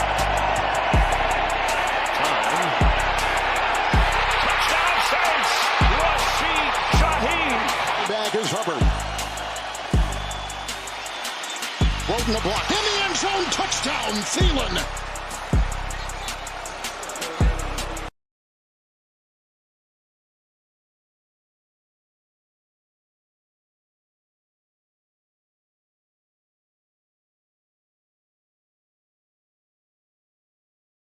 Hello everyone, this is Kyle Cooper with Varsity Sports, and here are your Week 7 NFL picks. Starting off Thursday night, we have Jacksonville Jaguars at New Orleans Saints. The Jacksonville Jaguars have generated the most turnovers and most points off turnovers in the NFL. The Saints offense hasn't really clicked yet, despite having top talent on the team with Alvin Kamara, Michael Thomas, Chris Olave, and Rashid Shaheed. Jacksonville has looked okay on offense, not as good as last season. Trevor Lawrence is a game-time decision in this game. If he plays, I think the Jaguars will scrape out the win, but if he doesn't, the Saints will win. Anyways, I do have the Saints winning this game 21-14 over the Jaguars, despite not knowing if Trevor Lawrence will play or not. In the second game, we have the Detroit Lions at Baltimore. The Ravens are the favorite to win this matchup. Lamar Jackson found his receivers last week, including Zay Flowers with his first NFL touchdown, but they have been very inconsistent. Can they keep it up in this one? The offense hasn't been high-flying and leaves a lot to be desired, especially that running game. The Lions will be without their bell cow running back David Montgomery. Jamar Gibbs could play for the Lions. The Lions are riding off the wave they had last year and are 5-1 on the season. They'll have to rely on their defense and wide receivers to pull out the win in this one without their running back. I have the Lions scraping out a win 14-10. Then we have the Las Vegas Raiders at Chicago. The Bears will be without their star quarterback Justin Fields this week, and without one more win on the season. I think the Raiders will take the win here over the Chicago Bears. The Bears have been bad on both sides of the ball all season long. Despite not knowing who will start at quarterback for the Raiders, they will win 28-14 over the Bears. The Cleveland Browns will be at Indianapolis as they take on the Colts. The Browns could have the best defense in the NFL after they took down one of the best teams in the NFL, the San Francisco 49ers, last week. The Colts quarterback Gardner Minshew had 4 turnovers last week, and they will face a very tough defense in the Cleveland Browns. And if PJ Walker starts a quarterback for the Browns, this could be a more difficult win to pull out, but I think they will pull it out 17-16 over the Colts. The Buffalo Bills will be at the New England Patriots, and the Bills have had a really shaky season, really inconsistent, and they have not been a convincing team all year. They almost lost to one of the worst teams in the league last week to the New York Giants, and they lost against Jacksonville Jaguars. Coach Sean McDermott, though, is 5-1 against Bill Belichick. The Patriots are super banged up with injuries and definitely less talented. I think Buffalo will easily win this game 36-13. The Washington Commanders will be at New York and will be taking on the New York Giants. As I talked about with the Buffalo Bills, the Giants had one of their most promising games of the season for them. They almost took down one of the top teams in the NFL. The Commanders have given up an NFL high 34 sacks, but the Giants are right behind them with 33, and New York will be looking to add to that sack total. I think it'll be a defensive battle, an ugly game, but Sam Howell will somehow get it done and they'll pull out a win 19-13 over the Giants. The Atlanta Falcons will be at the Tampa Bay Buccaneers. Both teams have similar records, with Atlanta being at 3-3 and Tampa Bay at 3-2. Atlanta is ranked 4th best in passing yards allowed. They've looked pretty solid on defense this year. Meanwhile, the Buccaneers have kind of cooled down after their really hot start to the season. The Buccaneers will look to put a stop against Bijan Robinson, and I think they can do that. But can they control the other offensive threats that the Falcons possess? Desmond Ridder will continue to throw the ball well. He's picked it up in the last few games, and they will find a way to win 24-17 over the Tampa Bay Buccaneers. The Pittsburgh Steelers will be at the Los Angeles Rams. Both have defensive stars on their team with TJ Watt and Aaron Donald, but Rams have the better offense and have Cooper Kupp back, who looks to be back in top form this season. The Steelers have been averaging just 12.6 points per game on offense, and that will not be enough to get it done against the LA Rams. I have the LA Rams taking this one 31-13. The Green Bay Packers will be at the Denver Broncos. Jordan Love has looked worse actually of late, throwing 6 interceptions in the past 3 games. But no one has looked worse than the Broncos this season on both sides of the ball. The Broncos rank last in scoring defense and total defense, and I think the Packers have enough offense to overcome the Broncos. It could be a close game though, and they might have running back Aaron Jones back, and that would be huge for the Packers. Packers will win this one 24-21. The LA Chargers will be at Kansas City. The Chiefs are back home, and they've had 9 days to rest and prepare for this game, while the Chargers have only had 5 days of rest after their loss to the Cowboys. Justin Herbert really needs to step up his game. He did not look good against Dallas. And Kansas City is one of the best teams in the league, so I don't see them losing here. I don't think the Chargers are good enough to beat them, but it will be a back and forth game. Kansas City will win 34-31. And next we have the game of the week. Miami Dolphins at Philadelphia Eagles. Both are 5-1. Definitely tune into that one.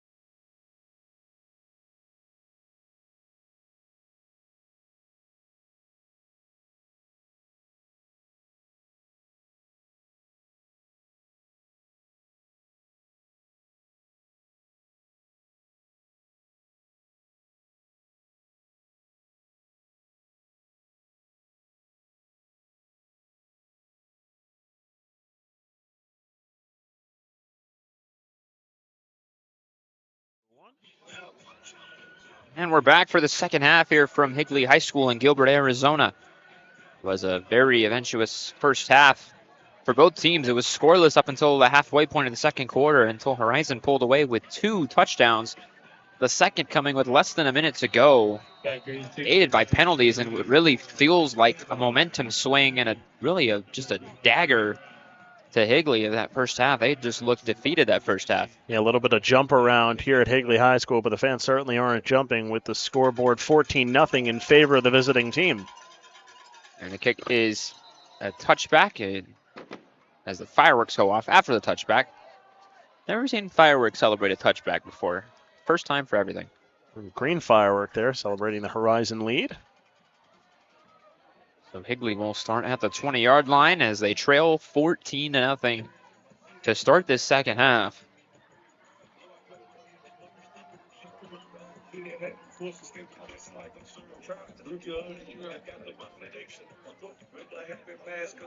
As Fagrell goes back out there, Daxon Hall to his left. 3 receivers right, 1 left. First and 10 from the 20. Fagrell drops back, swings it to Daxon Hall. Swing pass gets about maybe 6 yards. Actually, they'll give him a gain of 4. Mark him out at the 24-yard line. 2nd and 6 coming up.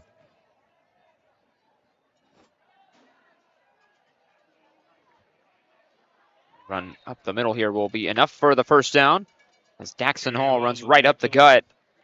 Touchdown. And that's one of the few times we've seen a first down come by running up the middle against this Horizon defensive front. They've been active all game, and they've been really stopping these interior run plays. Yeah, and a really aggressive run there by Daxon Hall. I'll get the carry again. He's met right around the 34-yard line before he's swung down. They'll mark him forward progress at the 36. Carry the ball, that goal. Be the 2nd and 5 at the 36-yard line. Very high tempo here, much like we saw to start the game. Fagrell slings it to the right. He's got Jaden Taylor, who's met by a couple defenders, and forward progress will get him a couple more yards to the 38-yard line. Jaden Taylor, one of those 3 receivers that caught 2 touchdowns each last week, hasn't really been active in this game so far. See if he's more involved in the passing game in the second half. 3rd and 3, Fagrell throws it. Incomplete. Flag does fly here. It was a bit low to the ground. Fagrell had the arm to get it in there, but just a little too low to the ground. Too hot to handle for Jaden Taylor. Let's see what the call is. It'll be interesting to see if they decline it, if it's against Higley to set up 4th down, or maybe 3rd and long, depending on the call. Line judge in to talk to the Higley sideline here.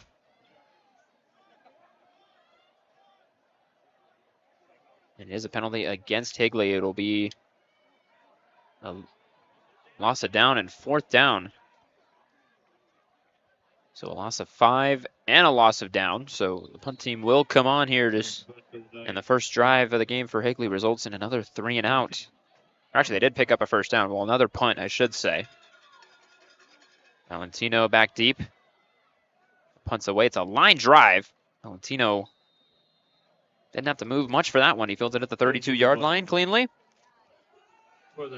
That's where Horizon will start its first drive on offense in this second half. And their last 2 resulted in touchdowns. And we didn't even mention that big blocked field goal that ended Higley's last drive in the first half. That really swung momentum their way. See if they can keep that momentum going. They had the long touchdown run by Anthony Segura to end the first half. You got to figure they got to go back to the running game here. It's been their strong suit when it didn't look like it was their strong suit early on. Yeah, and also with a 14-0 lead, you want to hold it. Your defense has looked really good so far tonight. Toss play here to Bodie Zamorano along the right side. And he's wrapped up for a gain of about 4. Mark him down at the 37-yard line, gain of 4 on the play. 2nd and 6.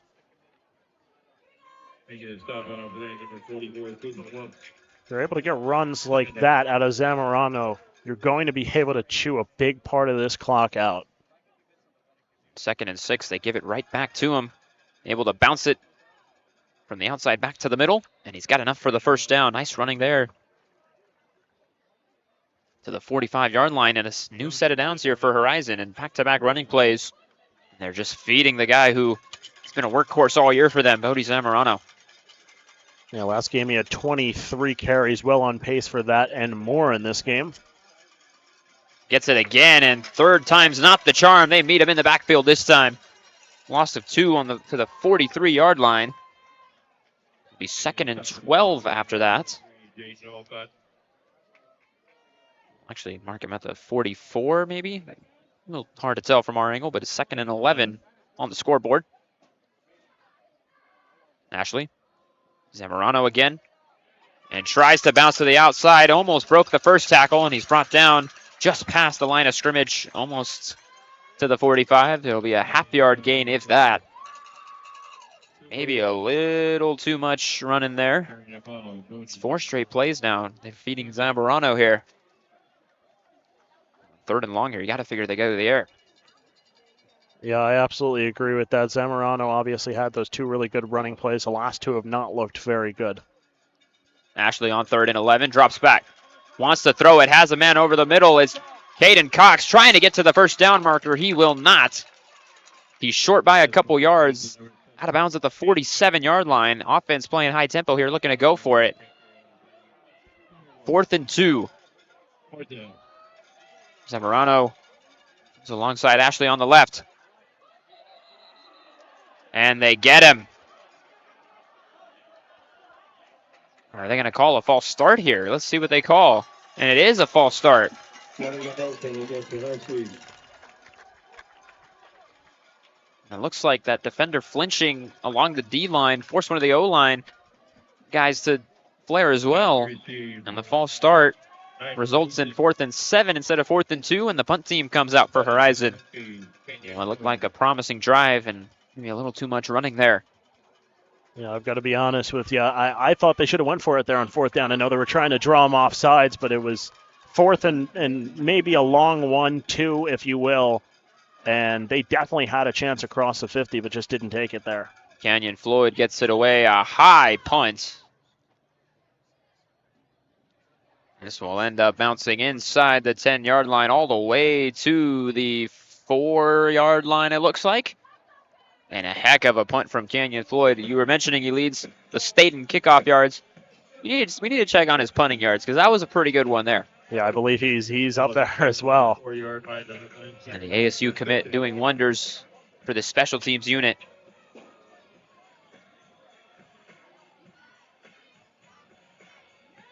So they'll start at the 4-yard line. Higley backed up deep in their own territory as they look to mount a comeback here. They trail by 14, under 8 to play in this 3rd quarter.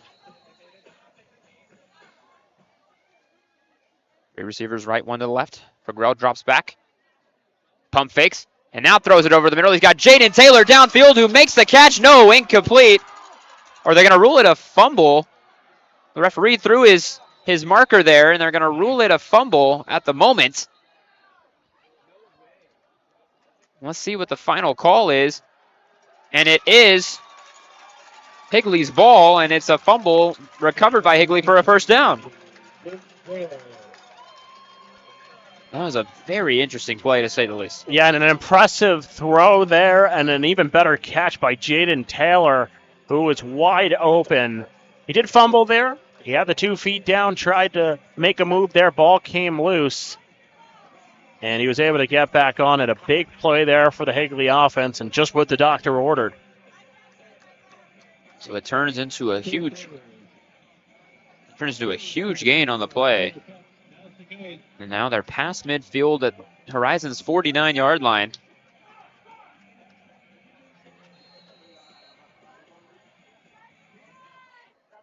Grell drops back, wants to throw it again, and then he'll end up running for about a 3-yard gain on the play. Nothing doing on that one. Able to get some positive yards out of it. 2nd and 7 coming up. 2nd and 7. Grell, quick pass over to the right side. It's caught. It's good enough for the first down. That was Hezzy Brown with the reception there. First catch of the day for him. Gets him to about the 34-yard line, 33. 1st and 10. They hand it to Daxon Hall. Makes a spin move, gets past the first wave of defenders, and he's got another first down for Higley. Mark him at the 22-yard line. 11-yard gain on 1st and 10. And they're right outside the red zone here with 7 to play in the 3rd. Yeah, and all of a sudden this offense is cooking up big play after big play. Passing game is working, running game is working. Seems like this Horizon defense has been really thrown off. On 1st down for Grell. Hands it to Daxon Hall, straight up the gut. And he's untouched into the end zone for the Higley touchdown.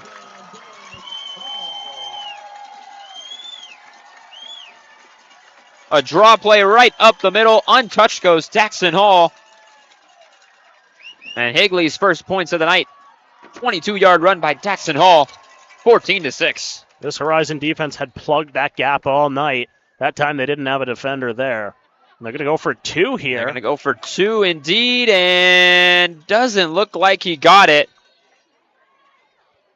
No, they did not get it. Down at the 1-yard line. So the 2-point conversion is no good. 6 minutes, 44 seconds left in the 3rd quarter of tonight's contest. 6:44 to go in this 3rd quarter, and a bit of a head-scratching decision to go for 2 there, to say the least. Yeah, I just motioned to you and mouthed, what? I was very confused there why they were going for 2. I don't know if they were trying to catch Horizon off guard or whatever it was, but given you're down 2 touchdowns, you needed that PAT because now this forces you to go for 2 again if you score another touchdown to tie it up. So I'm very confused on the decision there.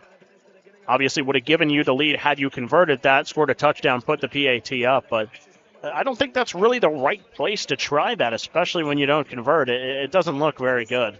I really think, I will bring this up, I feel like the reason why is because of that. You got to remember that blocked field goal. It was a very short field goal attempt that was blocked to end the first half, and you got to figure that they had that in the back of their mind and thought they can catch him off guard as they were going for the block, because that's a designed play to kind of beat that rush.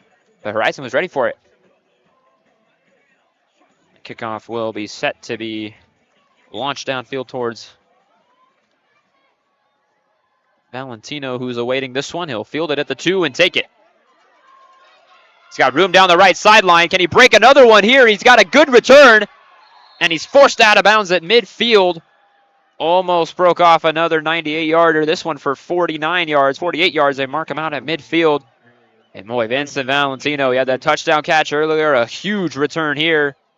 He sets up Horizon nicely following Higley's touchdown. Yeah, a little bit of a defensive mishap there. We're going to actually get a flag on the field here after a huge delay. So not sure what this very late flag coming in is. And it looks like it's against the sideline of the Knights. As you can see the line judge pointing at some coaches or some players in there. The Phillies game. If you do not want to know it, please plug your ears in 30 seconds. The PA announcer was just saying that They have the results of the D-backs game. Phillies 5, Diamondbacks 6. We just announced that the D-backs even the series at 2 games apiece. It was a heck of a comeback effort. They were trailing 5-3 going into the 8th, and now we're talking baseball. I should stop, but for those of you who live here in Arizona and are following the D-backs, you gotta feel good about those guys. 2-2 as we head to Game 5 tomorrow night. And the penalty was indeed on the Higley sideline, so a 15-yard penalty will put them 35 yards away from the end zone right after that kickoff. And to go back to the baseball talk here a little bit, Eric, I think it's reasonable to be talking about them at this time because we haven't seen a D-backs team this good in a really long time. Yeah, no, we have not. Last time they were this relevant, 2007, last time they made it to the National League Championship Series where they got swept by the Colorado Rockies, for those hardcore D-back fans that are listening. But they've already won 2 games this championship series, more than they did in 07. They haven't won a championship series game since 2001, and that team ended up winning a World Series. And this team's got some young magic to them, scoring 3 runs in the bottom of the 8th against one of the Phillies' best relievers. And everybody's new favorite acquisition, Paul Sewald, gets the save in the 9th and locks it down. So 2-2, Game 5, pivotal now tomorrow night. And I will be in attendance there. Should be a good one. It is still a lengthy delay. I think we're getting explanations still on this call. You can see the referee still talking to the Higley sideline. So it's actually quite convenient that the baseball talk came up now because there's still nothing going on in this football game. But Vincent Valentino, we can talk about him. He has been a spark plug twice now. We saw that touchdown catch where he mossed the defender and sets up his team with great field position, even without the penalty. He's really just a spark plug for this team. Yeah, and earlier in the season, he had a couple turnovers, a couple fumbles on some run backs, and I had brought up the question of whether or not he was going to stick. But the Horizon Huskies, credit to them and their coaching staff, they have stuck with him throughout the year, and they've been rewarded. They were rewarded last week, as we mentioned several times, with the return for the touchdown, and now that huge return is going to bring them out to the 50, barring whatever this penalty is. We'll see how much longer we have to wait for this call. Some discussion right now at the Higley sideline. Still ongoing. A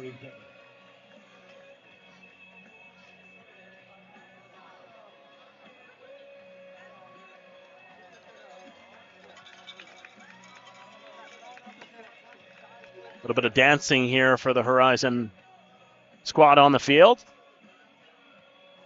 Been a lengthy delay, a lot of dancing by both teams. You can see some of the starters out there on both sides. Now we're ready to get back underway. So the referees get back to their spots. 1st and 10 at the 35. Ashley in the shotgun, rolls out to the left. And slings it that way, and it's incomplete. Looking for Caden Cox. And another penalty marker down. Boy, a lot of late flags have been coming up in this game. And the way that one looked, this one might get the 15 back on Horizon, at least from my vantage point.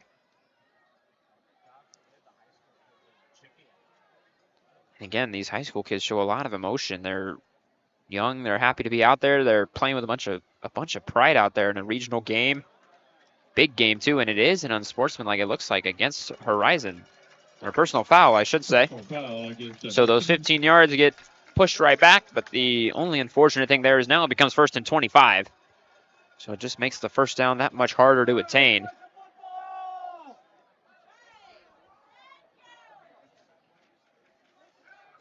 Carter Lavruski, number 57 on the offensive line, knocked the football over from its original spot. I'm not sure if that was accidental. To me, it looked purposeful. I think he's a little frustrated, as are both of these teams with these calls tonight. I think they've been a little ridiculous to this extent. We've just seen flags coming on almost every single play. Too much stoppage. It's just not how a high school game should be reffed. At some point, you just got to let the kids play. They're having some fun. They're taking they look forward to these games every week, and it's hard-nosed football, like we said earlier. 1st and 25 from midfield. Another misdirection, and Ashley keeps it this time, and he's wrapped up immediately after a short gain at the 47-yard line. 3-yard gain there. Still facing a 2nd and 22, though. Got a long way to go to get towards the first down, and maybe even try to get into field goal range for here ASU commit kicker. 2nd and 22 from the 47. Shotgun yet again for the Huskies. Ashley gives it to Zamorano, who trips and falls at the 49-yard line before he's touched down. Wasn't too sure whether he would have had room anyway, but it's a 2-yard loss at the end of it. And 3rd and 24 now, and that personal foul really putting a wind in the sails of this offense. I think Chase Ashley held that one just a little bit too long there. Might have confused Zamorano a tad. And as you said, the defense was right there either way. And whether Ashley should have kept it or not, we'll never know. Ashley rolls out to the right. Pressure coming. He throws it downfield, and it's caught by Jordan Partridge along the Higley sideline. And it'll set up 4th and 6 at the 31. And more importantly, that gets him into Canyon Floyd's range. But it looks like they're going to go for it, or maybe even yet again try to draw him off here. Can't get a false start here, though. And now we get a whistle and a timeout taken, it looks like, by Coach Litton and the Horizon Huskies. Unless it's just a substitution. And it looks to be just a substitution. So they stopped it. Big 4th down coming up here, 4th and 6. The offense stays out there. They've been known to try to draw the defense off sides, although 5 yards will still keep it 4th down here. You got to figure they're just trying to get into closer field goal range. Coach Litton, you see him on the sideline there. Ashley looking that way. Under 5 to play in this 3rd quarter, and now they'll burn the timeout. Didn't like what they saw. Didn't like that the defense didn't jump. And timeout taken by Horizon. Our first of the half, 4:50 to go in this 3rd quarter. And I want to mention Higley so far this year, they're undefeated at home, 4-0. It's their final home game tonight. And if they go unbeaten at home, it'll be the first time since the 2017-18 season where they went 6-0 at home, and they lost in the 4A semifinal to Saguaro that year. Trail by 8 here in this one. They're trailing by 14 going into the 2nd half and looking to keep the momentum on their side. They had that touchdown to bring the crowd to life on their last drive by Daxon Hall. And a penalty. Actually been a really bizarre last few minutes for the most part. The kickoff return to midfield, a unsportsmanlike on the Higley sideline. We saw the Horizon offensive lineman move the ball. Well, it looked to be, we don't know if it's on accident or on purpose, but it got the 15 yards, and then it's been everything but easy now. But they were able to get that 3rd down completion to give Canyon Floyd a chance. A 48-yard field goal attempt here for the ASU commit. Snap good, hold good, kick a little low, and it is no good. A low line drive, and he hooked it to the left. I don't know if it would have had the distance. It didn't have that high of a trajectory. And a missed field goal here. And again, that penalty proves to be the death blow of that drive. And credit Canyon Floyd for giving it a shot. Can only do so much with his leg, and that one a little bit to the left, and Higley will take over here at the 20-yard line. And very uncharacteristic of Canyon Floyd there. Well within his range, but I just don't think that came off the foot the way he wanted it to. Like you said, low line drive that kind of just drifted to the left as it got further towards the goalposts. Didn't have the traditional spin as you see most kicks do. So Higley with a chance to answer right back now. The handoff here on 1st down is to Daxon Hall, who breaks through the first wave again. And another huge chunk play here on 1st down. 16, maybe 17 yards and a 1st down. Now we're seeing the same success that Horizon had late in the 1st half. The holes are opening up here for Higley. 1st and 10 at 37. Figueroa will keep it. And he'll get 6 yards to the 43-yard line. Figueroa makes it a manageable 2nd and 4 at the 43-yard line. A run play to Daxon Hall yet again, who spins his way through the defenders and gets to midfield for another Higley 1st down. And all of a sudden, this Higley offense, especially the running game, is clicking now. Yeah, they're moving the chains methodically. They look really good. So 1st and 10 right at the midfield marker.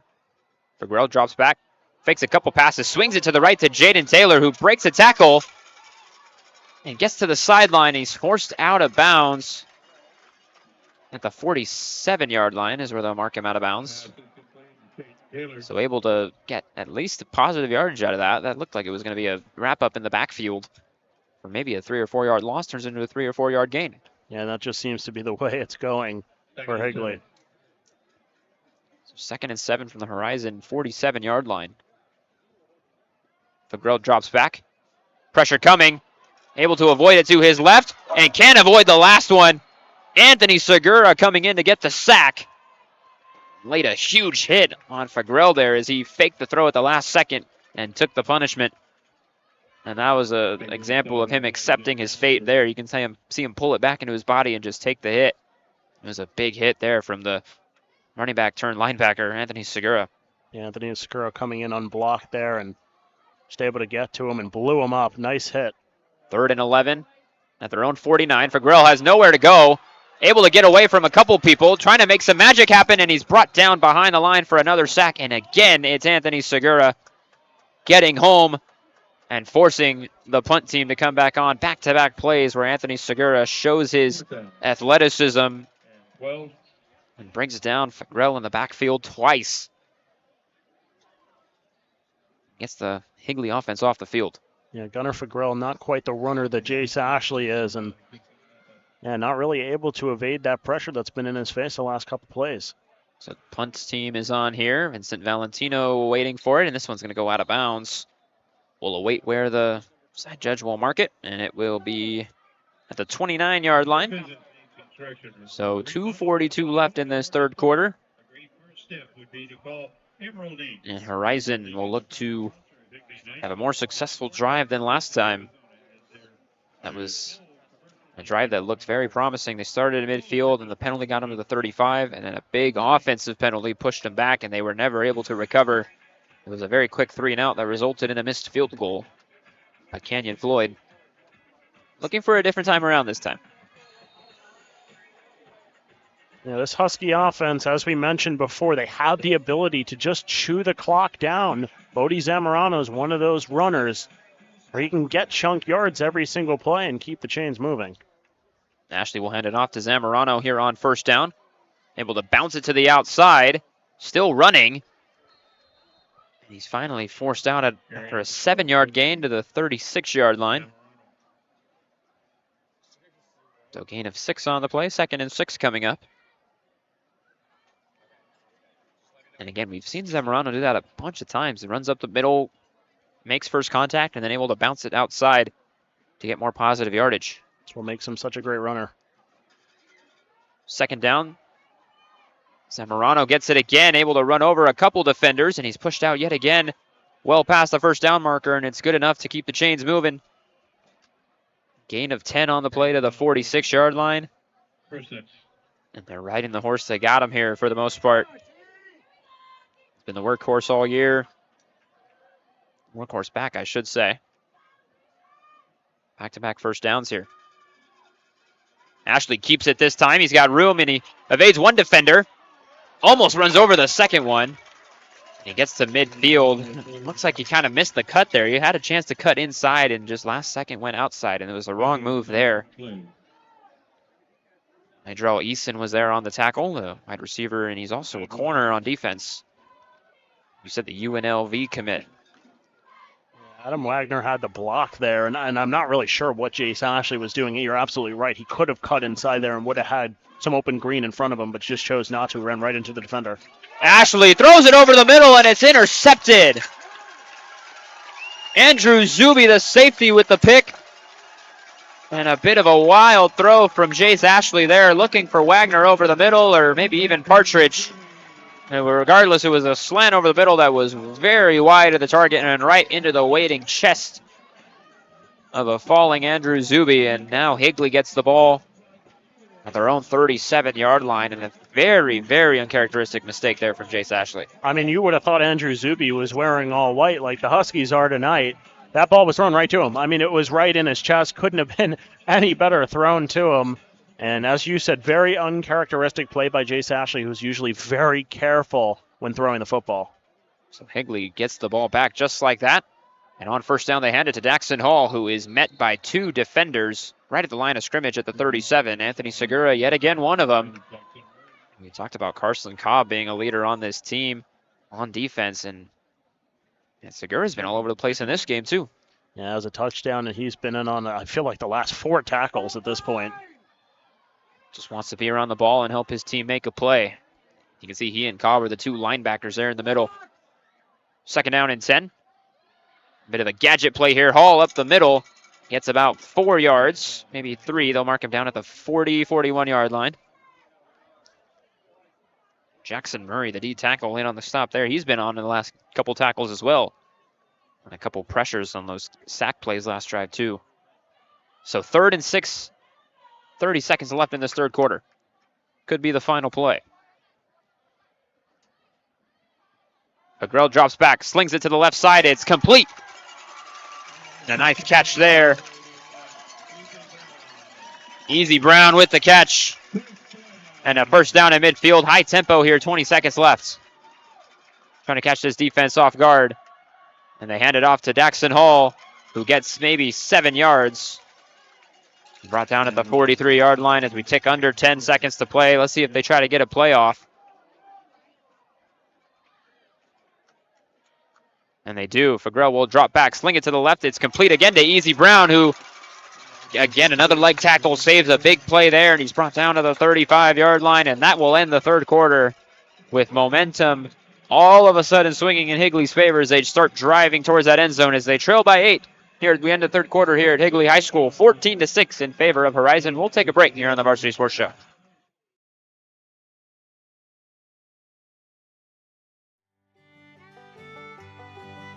Hey folks, J.R. Lambright here, special field correspondent for the Varsity Sports Show. Join me every Saturday from 8 to 10 a.m. Pacific for JR's Texas Tales, where I share stories of Texans who triumphed over adversity and gave back to their local communities. Tune in for a bit of gritty edification on KDUS AM 1060, Arizona.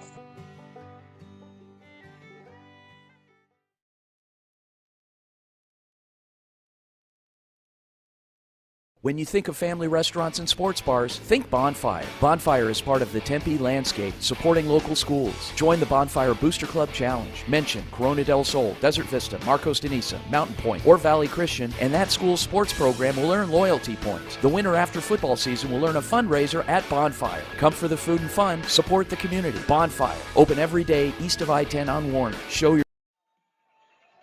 We're back for the start of the fourth quarter here from Higley High School in Gilbert. 14-6 in favor of the Horizon Huskies. But Higley's threatening here at the Horizon 35-yard line as we start this fourth quarter of play. Grell fakes the handoff, looking to throw here. An incomplete pass here, looking for Easy Brown again, who's been a favorite on this drive. An overthrow there. A couple of defenders in the area. 2nd and 10 coming up here. Not sure that was the best option to go with that football.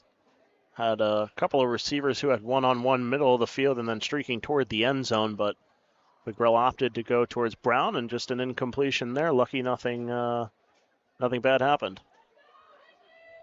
2nd and 10 now from the Horizon 35-yard line. They can choose to play the field goal game if they want. They trail by 8 here, though. McGrill drops back, slings it, and almost intercepted. Segura came right over to that route. Read it perfectly, and again, just couldn't quite corral. That's the 2nd time he's dropped an INT tonight. Yeah, and again, as we mentioned on the other one, that's what you practice all week for. I mean, you're a running back, you're an offensive player. You know how to catch the ball, and that's another one he's just got to corral. I will say there's silver lining there is Fagrell put some heat on both of those that he's almost had to catch. That one not as easy either. 3rd down and 10 now. Fagrell going towards the end zone. He's got a couple receivers down there and is tipped away at the last second.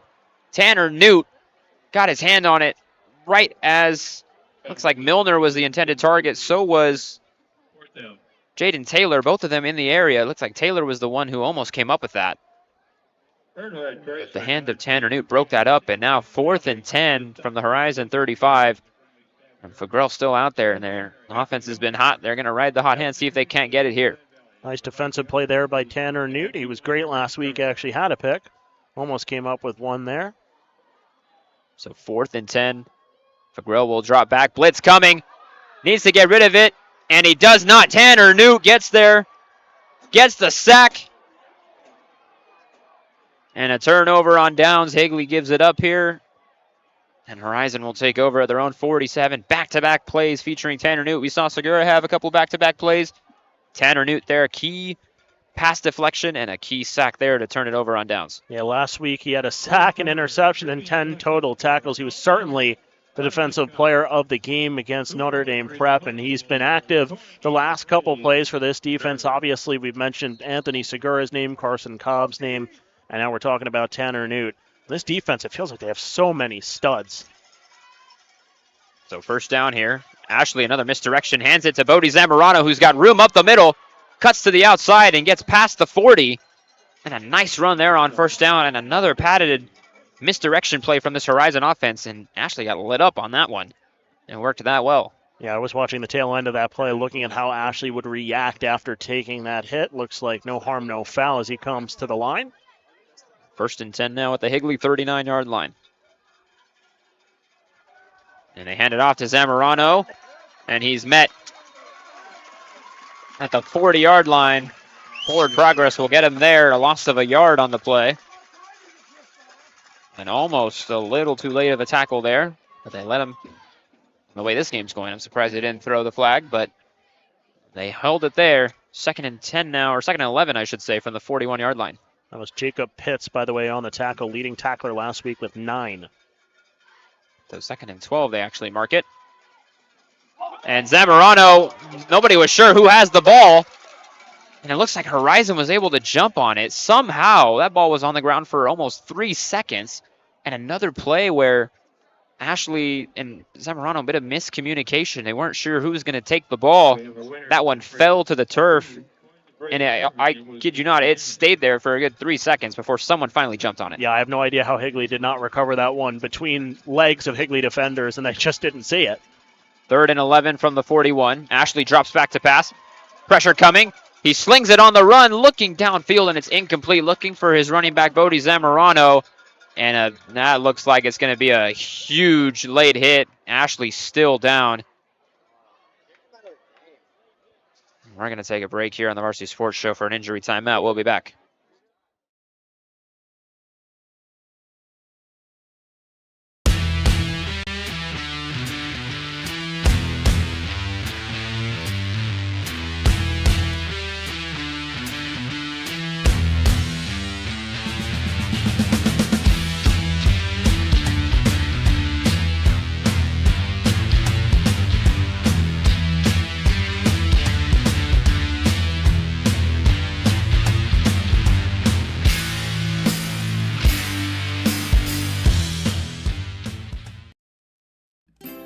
Hey everyone, my name is Jason Goldie from the Varsity Sports Show.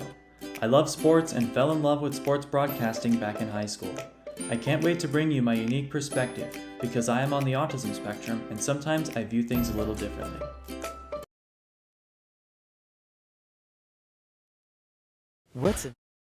Unlocking the greatness inside you means digging deeper and going further than you can on your own. Banner Sports Medicine High Performance Center uses the latest technologies to train the athlete in all of us. Unlock the greatness inside of you. Is it strength? Is it speed? Is it knowledge of the game? Unlocking the greatness inside you means digging deeper, running faster, and going further than you can on your own. Banner Sports Medicine High Performance Center trains the athlete in all of us with technology, techniques, and hands-on experience customized to you. See what you're capable of by unlocking the greatness inside of you. Hey guys, Vince here to talk about Angel Dentistry. It's where my wife and I have gone for over 10 years, and we trust them with our routine and extensive dental care because they care. Dr. Amber Angel is an Arizona native, born in the town of Miami, and has been practicing in the Valley over 20 years. For general to comprehensive dental services, call 602-788-2008. Located off of Cave Creek Road, just north of the 101 in North Phoenix. Angel Dentistry, proud supporters of our young people and proud partners of the Varsity Sports Show. And we're back after the injury timeout. It was Jace Ashley being looked at after taking a huge hit. That resulted in a roughing the passer call that gives Horizon an automatic first down. And then after the play, it was an unsportsmanlike for Horizon's team reacting to the hit. And we were a bit shocked they gave it to him. They're just trying to protect their teammate. Regardless, 1st and 10 now at the 41 with Zach Jones in at quarterback now for Horizon. And on the first play he hands it off to Bodie Zamorano. Had a couple stiff arms, and he's really trying to drag defenders. Breaks another tackle, and he lost the football. And it out of bounds. It will remain with Horizon. And Zamorano did all he could to shed tackles. He shedded 3 guys on that run and almost paid the price for not going down. He fumbled it there at the end, but it rolled out of bounds. And Zamorano will check out for Anthony Segura. So both the backups in. Zach Jones at quarterback, so Segura at running back. Turns into it. That play resulted in an 8-yard gain. So 2nd and 2 from the 33. Jones will hand it to Segura. Cuts it back towards the middle. And a nice run there gets him a first down to the 23-yard line, maybe the 24. They'll mark it at the 23. 10-yard gain there on 2nd and 2. And now Horizon knocking on the doorstep of the red zone here. 1st and 10 from the 23. Jones, quick throw to the left. It's Caden Cox making the catch. And wrapped up by the neck, it looks like. Not a horse collar, but he's brought down at the 15, maybe the 16-yard line. 7-yard gain there. And a nice quick pass for Jones' first completion. We saw him throw a pass earlier, incomplete, but that's his first completion of the night. And I think Zach Jones presents a little bit more of a passing threat than Jace Ashley does. So I think you're going to see a little more passing game here as we get into the red 2nd and zone. 3 from the 15-yard line. Segura gets the handoff, goes to the right side, bounces it back towards the middle, and he's going to have 1st and goal for the Huskies at the 6-yard line. And Segura, the big, hard-nosed running back here, and we said it earlier, he resembles hard-nosed football, just runs and puts his shoulder down and has him 6 yards away from a touchdown. 1st and goal. They give it back to Segura, who runs right up the middle, breaks the tackle, and he's in for the touchdown. Segura's 2nd of the game gives Horizon a 20-6 lead. Yeah, and again, just a hard-nosed run there. I mean, Anthony Segura met by a defender around the 1, maybe the 2-yard line, puts his shoulder down, puts his head down, and barrels his way into the end zone for 6. And we'll see how big this 6 is for the Huskies with this Higley Knights offense not really able to get much going. Had one drive where they got going, and they resulted in their only touchdown. Extra point by Canyon Floyd is up and good. Make it 21-6 Horizon. And what a big response following your starting quarterback going down after a roughing the passer penalty. And Zach Jones came in, delivered a nice throw for his only completion. And besides that, a couple runs by Zamorano and Segura, with Segura punching it in for his 2nd of the night. This one not as long as his first one. This one a 6-yard touchdown. It puts Horizon up 15 with under 9 to play in this game here. 8:57 to be exact. And now Higley on the ropes here. And like you said before, their offense, besides that one drive, is not really connected as much as you would think. When we talked about that in the first half too. They've got to get something going if they want any chance to come back. Yeah, I expected them to be a little bit more aggressive on offense coming out of the locker room. They haven't been really to this point. Obviously, they had the touchdown drive. But other than that, really have just not gotten anything going, and they're going to need to here. They have about 9 minutes on the clock. They find themselves down by 15 points. And again, for a Higley offense that's been so great this season, this Horizon defense really has stymied them. Canyon Floyd boots this one away. This one looks like it's on its way into the end zone for a touchback, and those kickoff yards only get higher for Canyon Floyd. I guess we can even chalk this up, and I hate to say it, Zach, but this is another classic version of the announcer's jinx. You did say they scored 29 points a game for the game. Not as big of a jinx, obviously, but as soon as you say it, just unfortunate there. But this is really just, we all know this is not a result of the announcer's jinx. This defense has been outstanding for Horizon tonight. Yeah, and we mentioned at pregame that this was really going to be a clash of two powerhouses, the defense for Horizon and the offense for Higley, and I think we've seen that to this point. Fagrell goes under center here. He'll toss it to the left to Daxon Hall. Try to speed his way around the edge, and he's got a first down and plenty more. Gets a huge chunk there on first down. Penalty marker is down, and it'll be holding against the Knights. And just plenty of times now we've seen these big chunk plays be negated by penalties, and another one there. Daxton Hall had at least a 15-yard, if not more, gain. And a 10-yard penalty will push him back to the 10. 1st and 20 coming up here. And if you're Daxton Hall, and even any of these running backs who broke off any of these big plays, you got to just shake your head at some of these. As I say that, we get a timeout from the Horizon defense. Didn't like what they saw with their defensive lineup. So they'll take their second timeout of the half here. 8:46 to go. And if you're Higley, these penalties have really got to be letting your offense down a bit and really kind of taking some momentum out of them. Yeah, no doubt about it. I mean, it's been a couple big plays now that have been erased, and a couple Hall runs that have been erased by the penalties on this offensive line, and it's just been tough going for them tonight. I mean, they have not been able to get anything going, and when they get a big play like that, it's taken back by a penalty. Seen it time and time again, and it's not just with Higley as well. We've seen Horizon have that effect a couple times. We saw their first touchdown, that should have been their first touchdown by Bodie Zamorano, or called back by a penalty. What two parts of your body never stop growing? I think the difference there is Horizon's just been able to respond despite the penalty. They've still been able to score. Just looked a lot better on offense tonight, which is, as we said before the game, very surprising. 1st and 20 now, and looks like the snap hit the guy in motion. Ball still loose, and Horizon's got it. Looks like the receiver in motion. I don't know if it was Easy Brown or who came across on the motion, but they snapped it right as he was in front of Fagrell. And again, it looked like they were able to jump on it, and it ends up rolling right into the waiting arms of one of the Horizon defenders down there. And now, just like that, Horizon on the verge of really just a gut punch here, if they can punch it in. Yeah, this would be what you'd call breaking the game open at this point. The offense just has had no luck. I mean, it's been penalties, it's been mistakes. Horizon had two opportunities where they could have given the ball away to Higley, and they found the football. That just tells you how the night's going. Zach Jones, quick throw to his left end. King Cox wasn't really looking for it. It was a combination of him not ready for it, and Jones a bit of an overthrow there. We know Jones has an arm on him. That time, a combination of both. It'll be 2nd and 10. I should say 2nd and goal from the 10-yard line. See some fireworks go off in the distance.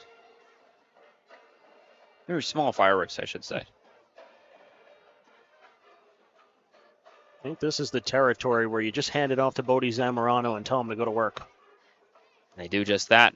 Tries to push his way up the middle. Spins past that first wave. Still pushing. And the whistle finally blows here after a 3-yard gain, it looks like, to the 7.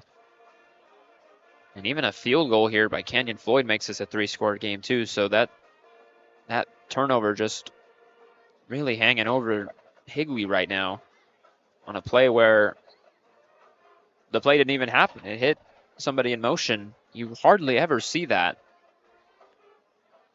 And I don't think we've seen it this year either. 3rd and goal from the 7. Jones hands it to Segura. Breaks a couple tackles, and he's wrapped up right at the 2-yard line. Almost was able to get in range to extend his arm. So 4th and goal here. You got to figure you got to go for the punch here. Looks like they're keeping the offense out there for 4th and goal. 7.5 left in this ball game. This is a Husky offense that has tried to draw them off sides a couple times. We'll see if they try that here. Drawing them off sides will put him in range for a tush push, QB sneak maybe. But you got the big bruising Segura back there. They give it to him right up the gut, and he's in for his 3rd touchdown of the night. A gut punch indeed, if you will. It's 27-6 in favor of the Huskies. Yeah, Anthony Segura's just been the bruising back tonight. You get him in those short yardage situations, use him, and they do it right there. They needed 2 yards. Anthony Segura gets it easily, and he's going to put probably the clamp on this game as Canyon Floyd comes in for the PAT, looking to give his team a 22-point lead.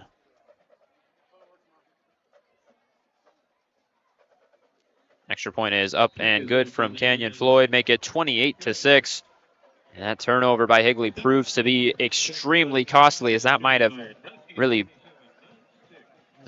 taken the momentum away from them. If they had any at all, it's gone now, and really put a dent in their chances to win this game.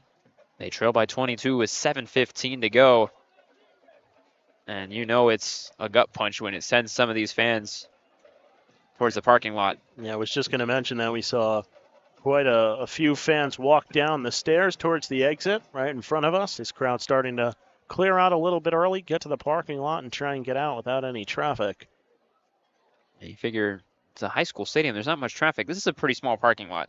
And getting in here was quite an experience for me, at least. I don't know about for you, but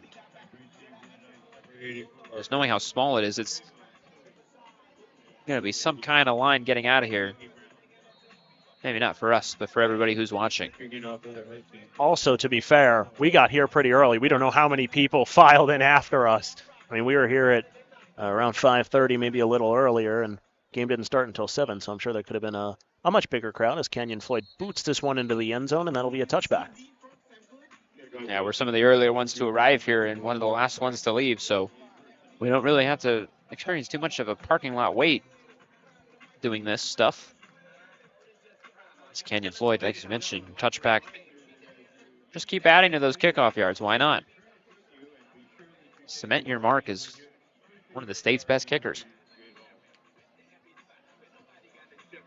So Higley trots back out on offense after their failed drive, after the fumble that hit a receiver in motion. As they trail by 22 here with 7 minutes left in this game. Panic mode in a hurry. Fagrell keeps it on first down, trying to get to the outside, and he does. Carson Cobb wraps him up. Gain of 7 on the play, and that'll spruce up some comments from some fans out here, but just playing some football out here. It was inbounds legal. 7 minutes to go. Fagrell fakes it, gets it to Easy Brown on the outside, breaks a tackle, and he's wrapped up yet again. And again, Carson Cobb over there. For the Knights, Emmett Rhodes. So 3rd and 5 coming up here after a 2-yard loss, maybe 3rd and 4 actually. We get under 7 minutes now. 3 receivers to the right, 1 to the left. 3rd and 4. And a handoff here to Daxon Hall, and he's evades 1 tackle and gets enough for the first down to the 35-yard line. Big first down, and the hurry-up offense undoubtedly will come out here. Handoff to Hall up the middle, gets another 10 yards before. I don't even know if you noticed this, the chains weren't even set up yet. It's enough for the first. They'll put it at the 46, and I think the chain guys are going to hustle a little faster now. Keep them on their toes. Their job's not done until the game's over. I think they realize that now. 46-yard line, 1st and 10. Daxon Hall, 2 big first downs here. The running game working. They trail by 22. Flag flies as the play goes off, as Daxon Hall gets another first down, barring the penalty, and let's see what it is. The line judge threw it.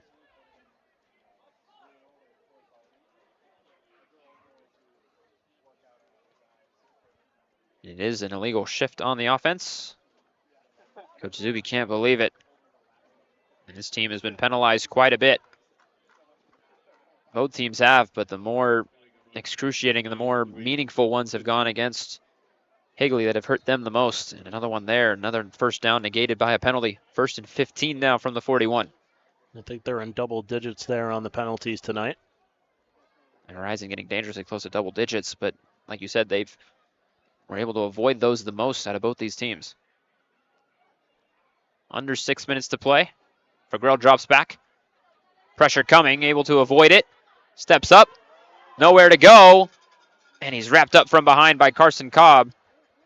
Not a sack. He was able to get at least a yard out of that, but another tackle for Carson Cobb, and was going to feel like a sack for him, wrapping up the quarterback as he tried to evade the pocket. So 2nd and 14 coming up here. Almost at 2nd and 9, but that illegal shift pushed him back 5 yards. And now a flag. This has to be another unsportsmanlike, you would think. And it looks like they're moving back. And you figure this is going to come up in the post game and the practice next week for Coach Zuby and this Higley offense. Actually, this whole team for the most part. That's at least maybe by my count 4 or 5 unsportsmanlikes after the play that are unnecessary. And Horizons had their fair share too, 2 or 3 of them. But this has just been a very emotional game for both sides. I think it's just frustration at this point from Higley. Well, why not? Throw over the middle is caught. That's JD to Cosmaker, breaking a couple tackles before he's finally brought down at the 40. So on 2nd and what feels like forever, they get a big chunk, but they're still faced with 3rd and about 14 at the 41-yard line. And they're undoubtedly going to go for it here. Don't need it all in one shot. 3rd and 15, they officially rule it at the 41-yard line. Under 5 to play now. 3 receivers right, 1 left. Fagrell drops back. Blitz coming. Looks like a screen pass. And Hall able to catch it and get some yards out of it. I almost thought that it was a broken offensive line there that kind of let the defenders go, but then I realized it was a screen pass. I didn't even see Daxon Hall there, who secured it and got about 4 yards. And at the 45-yard line, 4th and 11, the punt team comes on here. That might be the equivalent of waving the white flag if I've ever seen one. Literally just took the words out of my mouth, exactly what I was going to say. Yeah, they have given up at this point. That is the telltale sign in football. I feel like I've read your mind a few times this year, more than a few times. Valentino fields the fair catch at the 23-yard line. And as this Horizon offense comes back out with that figurative white flag waved, you figure this is just going to be a bunch of runs. We might even see some 3rd-string guys come in maybe. Because if you're Coach Litton, after you see a punt when they're down by 22 with over 4 minutes to play,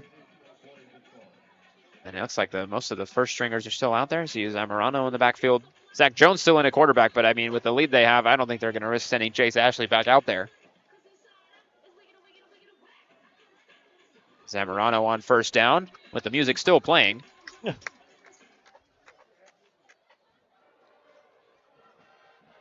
been a long night for everybody on this Higley side of the field.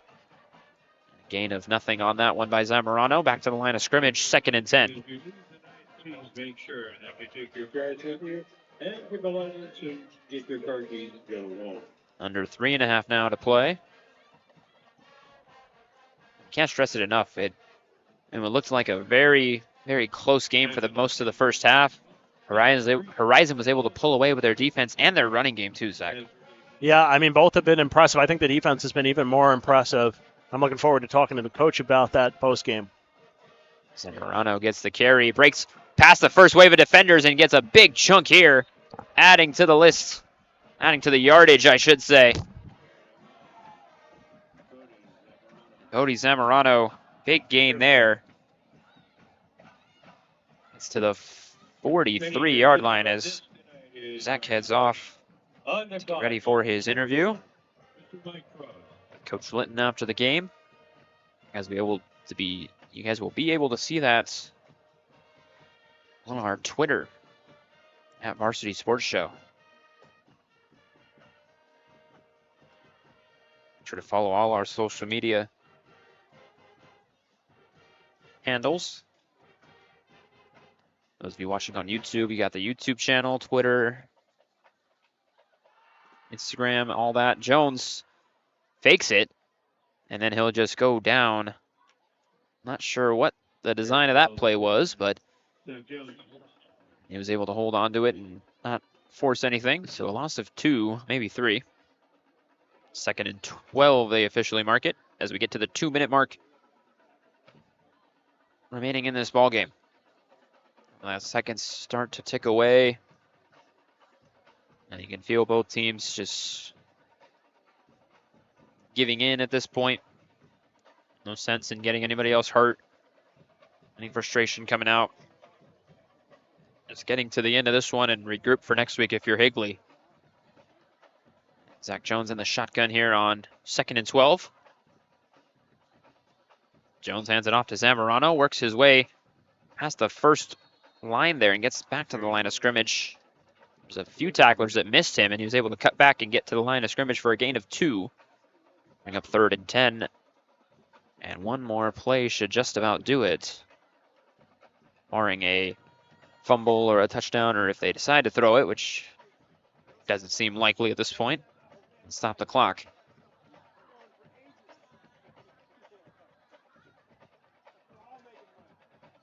It was a dominant performance for Horizon in this ball game.